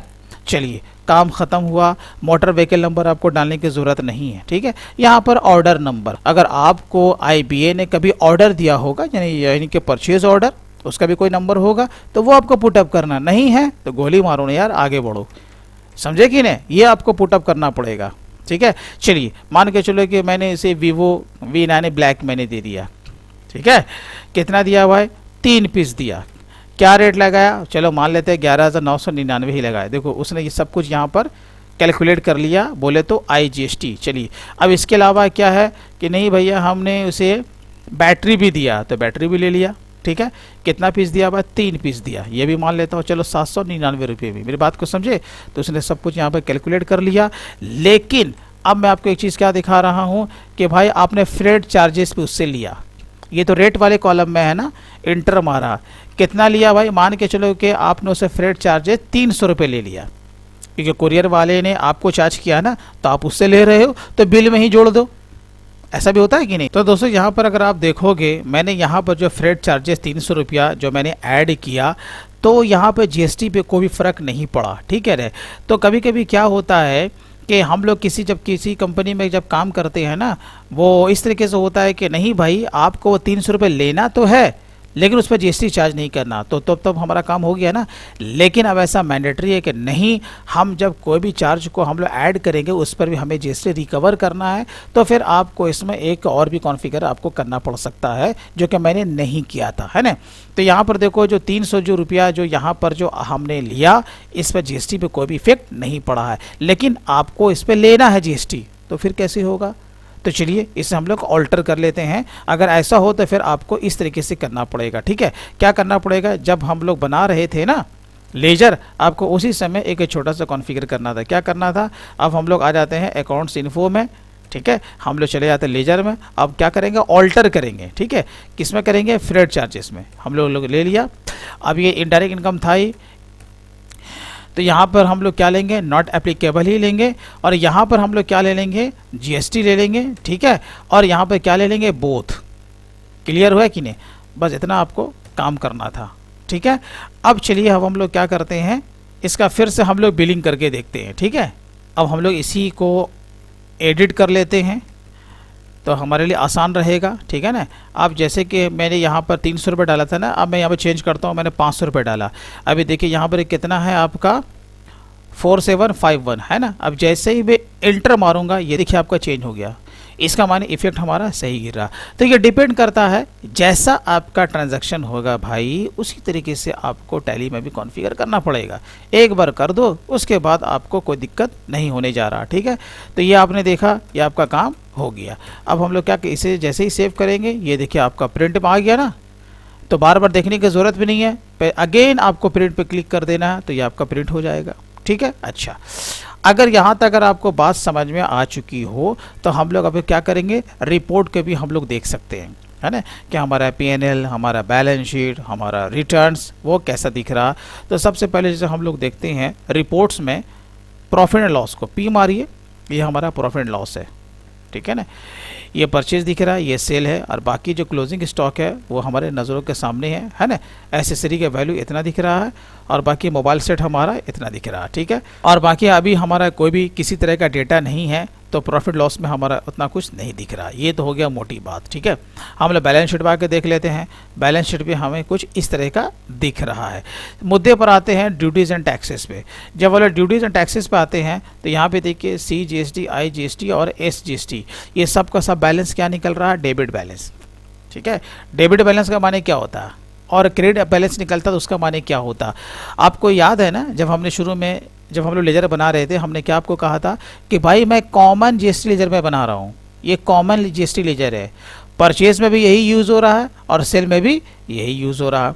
लेकिन आपको अकाउंटेंसी में ये भी मालूम होना चाहिए कि भाई जब कॉमन लेजर है तो इसका डेबिट बैलेंस भी निकल सकता है किसी किसी का, और किसी किसी का क्रेडिट बैलेंस। इसका क्या मतलब होता है, देखिए अगर यहाँ पर तीनों का डेबिट बैलेंस निकल रहा है, इसका माने क्या हुआ कि हम पर कोई भी लायबिलिटी नहीं है, हमारा परचेज ही ज़्यादा, डेबिट बैलेंस निकल रहा है ना। लेकिन अगर यही अगर उल्टा निकलता क्रेडिट बैलेंस, तो हम पर लायबिलिटी बन जाती। इसका माने हमें सरकार को देना है। अब ये देना नहीं है, बल्कि क्या करना, ITC क्लेम करना, उल्टा हमारा ही ज़्यादा पैसा सरकार के ख़जाने में निकल रहा। मेरी बात को समझे ना। अब जैसे कि हम लोग के CGST के ही अंदर जाते हैं, मैं आपको थोड़ा सा मैं आपको सिखा रहा हूँ ताकि आपको और भी ज़्यादा जानकारी हो सके। ये अप्रैल का ट्रांजैक्शन है, इंटर मारिए। अब देखिए हम लोग कहाँ आ गए, CGST के लेजर में। अब आप देखोगे पहला वाला हम लोगों ने ये मुरारका टेक्सटाइल करके कोई फर्म में हमने उसे माल ख़रीदा था, है ना, इतना हमने उसे CGST पे किया। मेरी बात को समझ, जब इंटर मारोगे ना, देखो हम लोग इंट्री में आ गए, तो SGST CGST आपको दिख रहा है ना। तो हम लोगों ने इतना पैसा उसे पे किया GST के तौर पे, और बाकी जो है हम लोगों ने कस्टमर से इतना टैक्स वसूल किया। तो ये हो गया डेबिट बैलेंस। डेबिट बैलेंस बोले तो परचेज के अगेंस्ट में, और क्रेडिट बैलेंस बोले तो सेल के अगेंस्ट में। तो ये परचेज हुआ मेरा इनपुट टैक्स क्रेडिट, और ये हो गया हम पर टैक्स लायबिलिटी। तो ज़्यादा कौन है, ITC ज़्यादा है ना। इसका माने जिस महीने का हम लोग रिटर्न फाइल करने जाएंगे, अगर इसी डेटा को पकड़े तो हमें सरकार को कोई टैक्स देने की ज़रूरत नहीं पड़ेगी, बल्कि हमारा और भी वहाँ ITC जमा हो जाएगा। मेरी बात को समझे। तो यहाँ पर फिलहाल जो ये जो दिख रहा है ना, इसका माने 19,879 रुपया 1 पैसा हमारा सरकारी ख़जाने में जमा रहेगा। यानी कि उस पार्टिकुलर मंथ में जिसका हम लोग ये डेटा तैयार कर रहे हैं, जब हम लोग 3B का रिटर्न फाइल करेंगे तो हमें कुछ भी टैक्स देने की ज़रूरत नहीं पड़ेगी। ठीक है, ये तो बात हो गई कुछ अकाउंटेंसी से रिलेटेड। अब हम लोग सीधा मुद्दे पर आते हैं, कहाँ जाते हैं भाई, रिटर्न्स में, है ना। अब चलिए हम लोग आ जाते हैं डिस्प्ले, उसके बाद हम लोग जाएंगे स्टैट्यूटरी रिपोर्ट्स, है ना, उसके बाद जीएसटी। अब यहाँ पर देखिए यही तो आपका है ना, 2-3 GSTR 1 है, 2 है, 3B है। तो सबसे पहले हम लोग देखेंगे 3B, इंटर मारिए। देखिए अब ये आपको यहाँ पर रिपोर्ट दिख रहा है, आप Alt F1 को प्रेस कीजिए, बहुत अच्छी बात है। ये आपको दिख रहा है ना, ये रिपोर्ट आपको कुछ इस तरह का दिख रहा है। रिपोर्ट को देखने से पहले आपको ध्यान ये रखना है, ये वाला जो ऑप्शन है ना, इनकम्प्लीट मिसमैच, ये वाला आपका जो भी आपका GST से संबंधित आपका डेटा है ना, वो इसके अंतर्गत नहीं आना चाहिए, ये ज़ीरो होना चाहिए कोई भी GST वाला काम। और अगर इसके अंदर आ गया तो उसका इफेक्ट आपको इस डेटा में नहीं दिखेगा, ये आपको हमेशा ध्यान रखना। मेरी बात को समझे ना, ये मैं फिर से बता रहा हूँ, कोई भी जब GST वाला आप जब अकाउंटेंसी करोगे जिसका संबंध SGST, CGST और IGST से है, मेरी बात को समझे, अगर वो इसके अंदर चला गया तो यहाँ पर आपको कोई ना कोई नंबर दिखेगा, यानी कि मिसमैच में वो चला गया, तो आप उसे रेक्टिफाई करो, तभी उसका इफेक्ट आपका 3B के रिटर्न्स पे पड़ेगा, नहीं तो नहीं पड़ेगा। अब इस रिपोर्ट को देखिए, इस रिपोर्ट को आपको इस तरीके से नहीं देखना है, क्योंकि इसमें आपका कॉलम बन के वैसा नहीं आ रहा है, मेरी बात को समझे ना। तो आपको क्या करना है, आपको यहीं पर रह करके F12 को प्रेस करना, प्रेस कीजिए। यहाँ पर क्या दिया हुआ, show tax type in separate column, आप इसे यस कीजिए, यस किया, ठीक है। उसके बाद एंटर मारिए, इस तरीके से रिपोर्ट आपको हमेशा देखना है, ठीक है। अब आप यहाँ पर देखिए, ये जो आपका आउटवर्ड सप्लाई है वो आपको नज़र आ रहा है, और नीचे आपका क्या दिया हुआ है, एलिजिबल ITC, बोले तो ITC जितना भी हम लोगों के ITC बन रही है, यानी कि इनपुट टैक्स क्रेडिट। तो सीधी सी बात है ना, यहाँ पर देखो, अगर आप टोटल देखोगे, अरे 6,396 रुपया हमारा आउटवर्ड बन रहा है, यानी कि आउटपुट, और इनपुट हमारा कितना बना, 26,000 बन रहा उस महीने का। तो आउटपुट माइनस इनपुट, इससे पहले की वीडियो में मैं कई बार मैं बता चुका हूँ कि GST का फॉर्मूला क्या होता है, output minus input equal to GST payable. तो हमारा तो भाई आउटपुट कम है, इनपुट ज़्यादा, बल्कि उल्टा हमारा रिफंड बन रहा है, इसका माने हमें को टैक्स देने की ज़रूरत नहीं है। ये वो 3B का मामला, ठीक है ना। अब अगर आप इसी रिटर्न को मान के चलो, यही आपका डेटा था, मैं मान लेता हूँ, ठीक है ना, इसी टाइप का आपका ट्रांजैक्शन था, और अगर कुछ और भी अगर ट्रांजैक्शन होता तो आपका कहाँ चला जाता, अदर देन ज़ीरो में जाता, है ना। आपका रिलेटेड भी हो सकता था, inward supply liability reverse charge भी हो सकता था। ये इस टाइप के ट्रांजैक्शन है, तो जिस टाइप के ट्रांजैक्शन रहेंगे आपका 3B का रिपोर्ट भी आपका वैसा ही बनेगा। तो मैं आपको मोटी बात मैं आपको बता रहा हूँ, अगर आपने बुक की अकाउंटेंसी अगर सही अगर आपने की है तो फिर आपका 3B भी बिल्कुल सही जाने वाला, ठीक है ना। चलिए, ये तो मैंने आपको एक मोटी बात बताई कि आपका 3B आपका बिल्कुल सही जनरेट हुआ है, मेरी बात को समझिए ना। तो अगर आपका यही डेटा अगर फाइनल है तो फिर इससे आपका रिटर्न फाइल हो जाएगा, ठीक है। आइए हम लोग आ जाते हैं 1 में। देखिए अब 1 में क्या होता है, 1 में क्या है कि भाई जो भी हमने माल को सेल किया है ना, उसका ब्यौरा आता है। और 3B में क्या आता है, अभी जैसे मैंने आपको 3B दिखा, उसमें क्या आता है, समरी आता है, माल जो सेल किया कितना अमाउंट, और जो हमने टैक्स को रिकवर किया, ठीक है। माल परचेस किया, कितना ITC बना, उसका समरी आ गया। 3B बोले तो इतना ही होता है, लेकिन 1 में क्या होता है ना, जो भी हमने माल को सेल किया है, यानी कि आउटवर्ड सप्लाई, ठीक है, उसका सारा ब्यौरा आता है, वो भी क्या, बिल वाइज, समझा कि नहीं। तो यहाँ पे देखिए B2B है, आप जब इंटर मारिएगा तो उसमें आपको केवल कितना दिख रहा है, एक ही बिल दिख रहा है, हमने एक ही आदमी को माल सेल किया जो कि रजिस्टर्ड है। B2B बोले तो बिजनेस टू बिजनेस, बोले तो रजिस्टर्ड टू रजिस्टर्ड, मैं भी रजिस्टर्ड, सामने वाला परचेजर भी रजिस्टर्ड, ठीक है। तो जिस टाइप का आपका ट्रांजैक्शन होगा वैसा दिखेगा। अब यहाँ देखिए आपको 2 बिल दिख रहा है, किसमें, B2C में, यानी कि आपका बिजनेस टू कंज्यूमर, यानी कि रजिस्टर्ड टू अनरजिस्टर्ड। जब अंदर जाते हैं तो यहाँ पे देखिए हमने 2 बिल जनरेट किया है ना बिहार में, और जब अंदर मारते हैं तो पता चलता ओहो कैश में, मेरी बात को समझे, एक आपका 12% का, एक आपका 18% का। तो ये भी आपका डेटा फाइनल है कि नहीं। तो जैसा आपका ट्रांजैक्शन होगा उसी टाइप से आपका रिपोर्ट भी जनरेट हो सकता है। मेरी बात क्लियर है? चलिए अब हम लोग और भी कुछ हम लोग आगे हम लोग काम लेते हैं अकाउंटेंसी से रिलेटेड, यानी कि हमारा ये जो रिपोर्ट है ये भी आपका सही जा रहा है। अब देखिए मेन मुद्दा क्या होता है कि हम जो भी माल परचेज और सेल जो करते हैं ना, उसके अगेंस्ट में हमारा रिटर्न्स भी आता है, माल की वापसी भी होती है, तो हमें वो किस तरीके से करना पड़ेगा। ठीक है, अब हम लोग आ जाते हैं अकाउंटिंग वाचर में। ठीक है, अकाउंटिंग वाचर में हम लोग आ गए।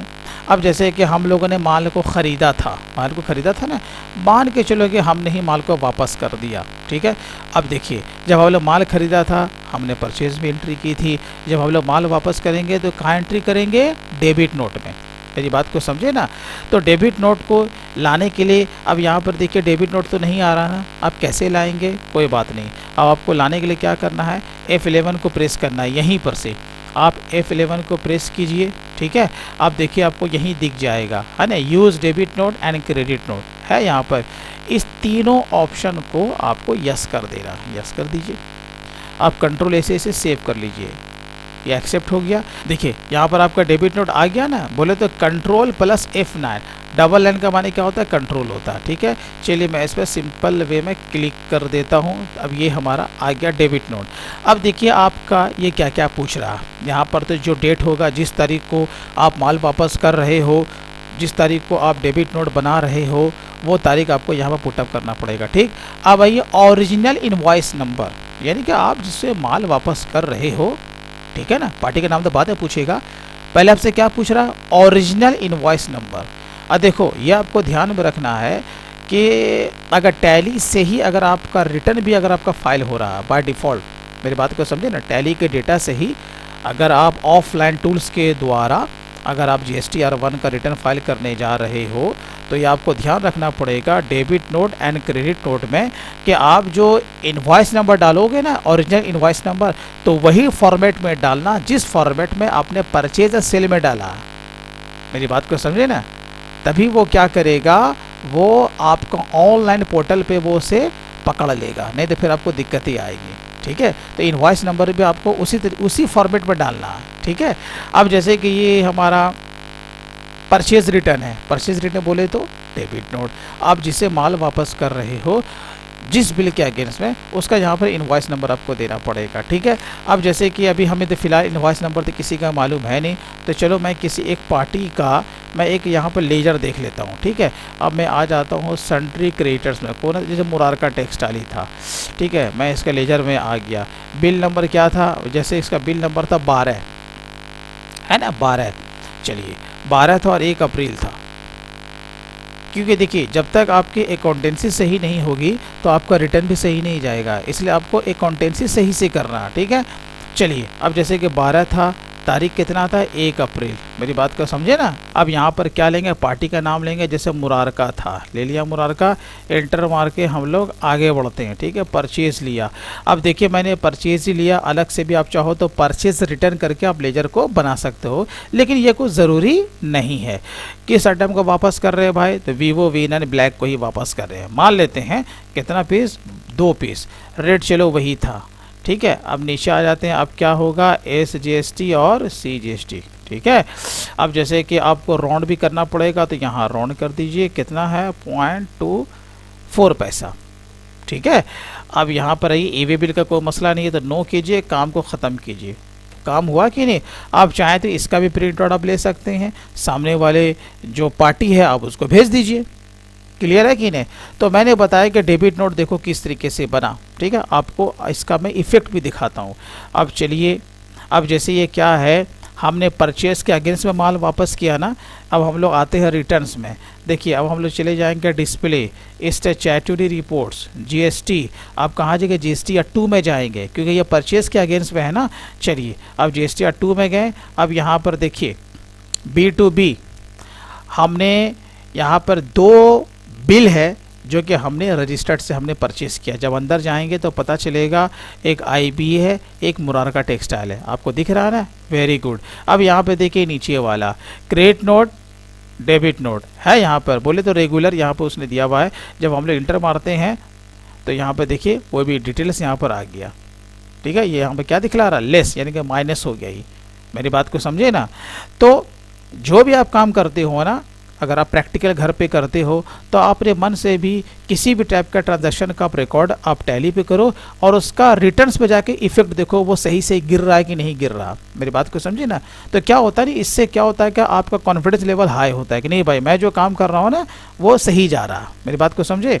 अच्छा, इसी तरीके से आप 3B में देखो, क्योंकि जब आपने माल खरीदा है, माल वापस किया, तो आपका ITC कम होगा कि ज़्यादा होगा? सीधा सी बात कम होगा ना भाई। मेरी बात को समझे। अब 3B में आओ, अब देखो फिर वैसे ही हो गया, तो टेंशन वाली बात है यार। चलो इसको फिर हम F12 मारेंगे, यस करेंगे, ठीक है। ऐसे रिपोर्ट देखने में ज़्यादा मज़ा आता है, ठीक है। अब यहाँ आ जाओ Alt F1, देखो अब हम लोग आ जाते हैं ITC में, यही है ना हमारा ITC। देखो अब हम लोग जब इंटर जब हम लोग मारते हैं तो ये सारा खुल जाता है, ठीक है। अब यहाँ पर देखो, जब हमने इनपुट टैक्स क्रेडिट के बारे में यहाँ पर देखा, हमको कहाँ चले जाना, ऑल अदर ITC में, ठीक है। जब इसके अंदर जाओगे तब आपको दिखेगा, यहाँ पे देखो टैक्सेबल वैल्यू इतना घट के यहाँ आ गया और हमारा इंटीग्रेटेड टैक्स यहाँ आया। और यहाँ पर देखो, यहाँ पर सेंट्रल टैक्स कितना बन रहा था, 6538 माइनस 1199.88 लेस होके यहाँ आया। मेरी बात को समझे कि नहीं। तो क्या हो गया, हमारा ITC कम हो गया क्योंकि हमने माल को वापस कर दिया ना भाई। तो वो टैक्स का समायोजन भी तो होगा, तो हो गया, ठीक है। चलिए अब इसी तरीके से हम लोग जो माल हम लोगों ने सेल किया है, एक हम लोग सेल्स रिटर्न की भी एंट्री ले लेते हैं ताकि आपको और भी बेहतर तरीके से समझ में आ जाए। इसके लिए हम लोग बैलेंस शीट में पहले एक पार्टी को देख लेते हैं, किस पार्टी को हम लोगों ने माल बेचा है, ताकि और हमें ज़्यादा समझ में आ सके। डेटर्स में कौन है भाई, IBA है ना। हमने IBA को ही माल बेचा, मान लेता हूँ, ठीक है। हमने IBA को जो माल बेचा है, अब देखिए यहाँ पर इनवॉइस नंबर देखो हमारा किस फॉर्मेट में है ना, SE है। तो इसी फॉर्मेट में हमें ओरिजिनल इनवॉइस नंबर भी डालना पड़ेगा। वो क्यों, क्योंकि भाई जब आप लोग रिटर्न जब आप डालोगे GSTR1 का, तो इसमें तो बिल का फॉर्मेट तो यही जाएगा ना। तो ये बहुत इंपॉर्टेंट चीज़ है, नहीं तो क्या होगा, वो बिल ऑनलाइन जब वो ढूंढेगा ना GST का पोर्टल, वो उसे BA वाला बिल दिखेगा ही नहीं, क्योंकि बिल का फॉर्मेट तो कुछ और है। अब वहाँ पर खाली आप 2 डालोगे तो वो पकड़ेगा नहीं, ठीक है। ये आपको ध्यान में रखना पड़ेगा। यही आपको फॉर्मेट वहाँ भी देना है। कहाँ देना है, चलिए मैं आपको बताता हूँ। तो हम लोग आ जाते हैं अकाउंटिंग वाउचर में, कहाँ चले जाना है, क्रेडिट नोट में, ठीक है। कस्टमर ने माल को वापस किया, ठीक है। अब ओरिजिनल इनवॉइस नंबर वही आ गया ना। तो क्या था, ओरिजिनल आपका इनवॉइस नंबर जैसे कि SE था /0002 था, है ना, स्लैश और क्या था 2021, ठीक है। वही सेम फॉर्मेट में आपको डालना पड़ेगा। और तारीख क्या था, 2 अप्रैल 1 अप्रैल जो था। यहाँ पर तो मैं आपको बता रहा हूँ चल जाएगा, लेकिन जब आप प्रैक्टिकल वे पे जहाँ पे काम करोगे ना, वो आपको ध्यानपूर्वक काम करना है, ठीक है। चलिए कौन था बा, IBA क्राफ्ट था, ठीक है। हाँ, सेल GST आपको सेल्स रिटर्न अगर बनाना है तो बना लीजिए, कोई टेंशन नहीं है। कौन सा माल वापस आ रहा है भाई, Vivo V9, ठीक है। कितना पीस आ रहा है, 1 पीस वापस आ रहा है। चलो रेट यही था, मान लेते क्या जाता है, ठीक है। और इसके अगेंस्ट में क्या लगेगा, IGST, क्योंकि ये बाहर का बंदा है। मेरी बात को समझे ना। 88 पैसा है तो यहाँ पर हम इसे राउंड कर लेंगे। और ये हम जो एंट्री पास कर रहे हैं ना, ये अपने मन से पास नहीं कर रहे हैं। मैं फिर रिपीट कर रहा हूँ, सामने वाला बोले तो IBA ने आपको डेबिट नोट इशू किया, मेरी बात को समझे। वही डेबिट नोट हम देख करके एंट्री पास कर रहे हैं, तो वही क्या बन जाएगा मेरे लिए, क्रेडिट नोट। चलिए ठीक है। अब यहाँ पर आपको एक रीज़न आपको चुनना पड़ेगा कि भैया IBA वाले भैया ने जो आपको माल जब वापस किया वो किस कारण से माल वापस किया, ठीक है। चलो डैमेज कुछ नहीं है, सीधा सेल्स रिटर्न है, काम ख़त्म, ठीक है। अब यहाँ पर देखो बायर का डेबिट नोट नंबर है, आपसे पूछा ना, तो उसका जो डेबिट नोट नंबर है वो पुटअप कर दीजिए 1 2 3, ठीक है।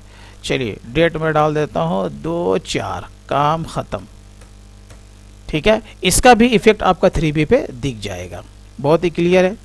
तो हम लोग आ जाते हैं स्टैट्यूटरी रिपोर्ट्स में GST, और यहाँ देखो 3B है। अब यहाँ पर देखो डिटेल पे क्लिक करो भैया, ठीक है। अब अंदर आ जाओ, यही है ना हमारा, ये आउटवर्ड टैक्सेबल सप्लाई है, बोले तो जिस पर हमने टैक्स को वसूल किया। अभी बता रहा है कि 4,956 रुपये 79 पैसा हमें देना है, लेकिन हमारा आईटीसी बहुत ज़्यादा है, देने की ज़रूरत नहीं है। अंदर जाएंगे तो यहाँ पर देखो लेस हुआ कि नहीं, लेस हुआ। पहले लायबिलिटी हम पर ज़्यादा बन रही थी, लेकिन अब उससे कम बन रही। क्यों? क्योंकि 1439 रुपये हम पर कम हो गया ना, क्योंकि माल वापस आ गया उस महीने में। तो मेरी बात को समझिए, ये सारा इफेक्ट मैं आपको बार बार कह रहा हूँ, आप किसी भी टाइप का आप अकाउंटेंसी करें जीएसटी से संबंधित, उसका इफेक्ट रिटर्न्स पे ज़रूर पड़ना चाहिए। और अगर एंट्री तो कर लिया, अगर नहीं पड़ रहा है तो देखो कहीं वो मिस मैच में तो नहीं चला गया। ठीक है, अगर मिस मैच में जाता है तो फिर आपको इसे रेक्टिफाई करना पड़ेगा। ठीक है, तो ये आपका देखो 3B भी आपका रिटर्न एकदम तैयार है और आपका 1 भी तैयार है। ये देखो सारा डेटा तैयार है। अब आपको क्या करना है, रिटर्न का मसला हो जाता है, लेकिन पहला काम क्या होता है, बुक राइटिंग। अगर बुक राइटिंग आपका सही नहीं होगा तो आपका डेटा सही नहीं होगा। अगर डेटा आपका सही नहीं होगा तो सिंपल सी बात है, आपका रिटर्न गलत चला जाएगा। तो मोस्ट जो इम्पोर्टेंट चीज़ होता है वो होता है बुक राइटिंग। ठीक है, अब यहाँ पर देखिए जो रिटर्न फाइल करने का जो भी तरीका है वो ऑनलाइन है प्लस ऑफलाइन है। ठीक है, हम ऑनलाइन भी रिटर्न फाइल कर सकते हैं और ऑफलाइन भी, लेकिन टैली से अगर आपको रिटर्न फाइल करना है तो फिर आपको ऑफलाइन टूल्स का आपको सहारा लेना पड़ेगा। किसका सहारा लेना पड़ेगा? ऑफलाइन टूल्स का। ठीक है, तो बहुत ही सिंपल है। अब जैसे कि अगर मुझे 3B का ही अगर रिटर्न फाइल करना है, मान के चलो कि ये हमारा डेटा फाइनल है ना, फाइनल है। यहाँ पर आपको पीरियड आपको ले लेना है जिस महीने का आप लोग रिटर्न फाइल करने जा रहे हो, क्योंकि ये मंथली बोर्ड में किया जाता है, क्वार्टरली तो 3B का रिटर्न जाता नहीं है। आपका टर्नओवर कुछ भी हो, अगर नहीं भी है तो नील जाएगा। ठीक है, मान के चलो कि यही है। ठीक है, अब आपको क्या करना है, आपको एक्सपोर्ट करना है। क्या करना है? एक्सपोर्ट। अगर आप ऑफलाइन के थ्रू अगर रिटर्न फाइल करना जा रहे हो तो ठीक है, और अगर यही डेटा देख के अगर ऑनलाइन अगर फिलअप करना है तो बहुत ही सिंपल है, ये देख लो कौन से कॉलम में क्या फिलअप है, जो टैली में है वही ऑनलाइन पोर्टल पे होगा। ठीक है ना, तो बहुत ही सिंपल है। अब हम लोग क्या करेंगे, एक्सपोर्ट रिटर्न्स पे क्लिक करेंगे। एक होता है एक्सेल फाइल, एक होता है हमारा जेएसएन फाइल। अगर आप ऑफलाइन टूल्स के थ्रू कोई भी रिटर्न अगर आप फाइल करने जा रहे हो, कोई बोले तो आपका 3B खास तौर से और आपका GSTR1, तो आप पहले एक्सेल में देख लो। आप चाहो तो उसे जेएसएन में भी डायरेक्ट आप कन्वर्ट कर सकते हो, क्योंकि जेएसएन फाइल ही आपका जीएसटी के पोर्टल पर अपलोड होता है। तो ऑफलाइन टूल्स के द्वारा भी इसे कर सकते हो। इस पर मेरे बहुत सारे वीडियोस मेरे अपलोडेड हैं, जैसे कि आप जान रहे हो मेरे दी अकाउंट से चैनल पे मैंने कई सारे ऑफलाइन टूल्स के द्वारा 3B और 1 मैंने रिटर्न मैंने उसके वीडियो अपलोड मैंने कर रखे हैं।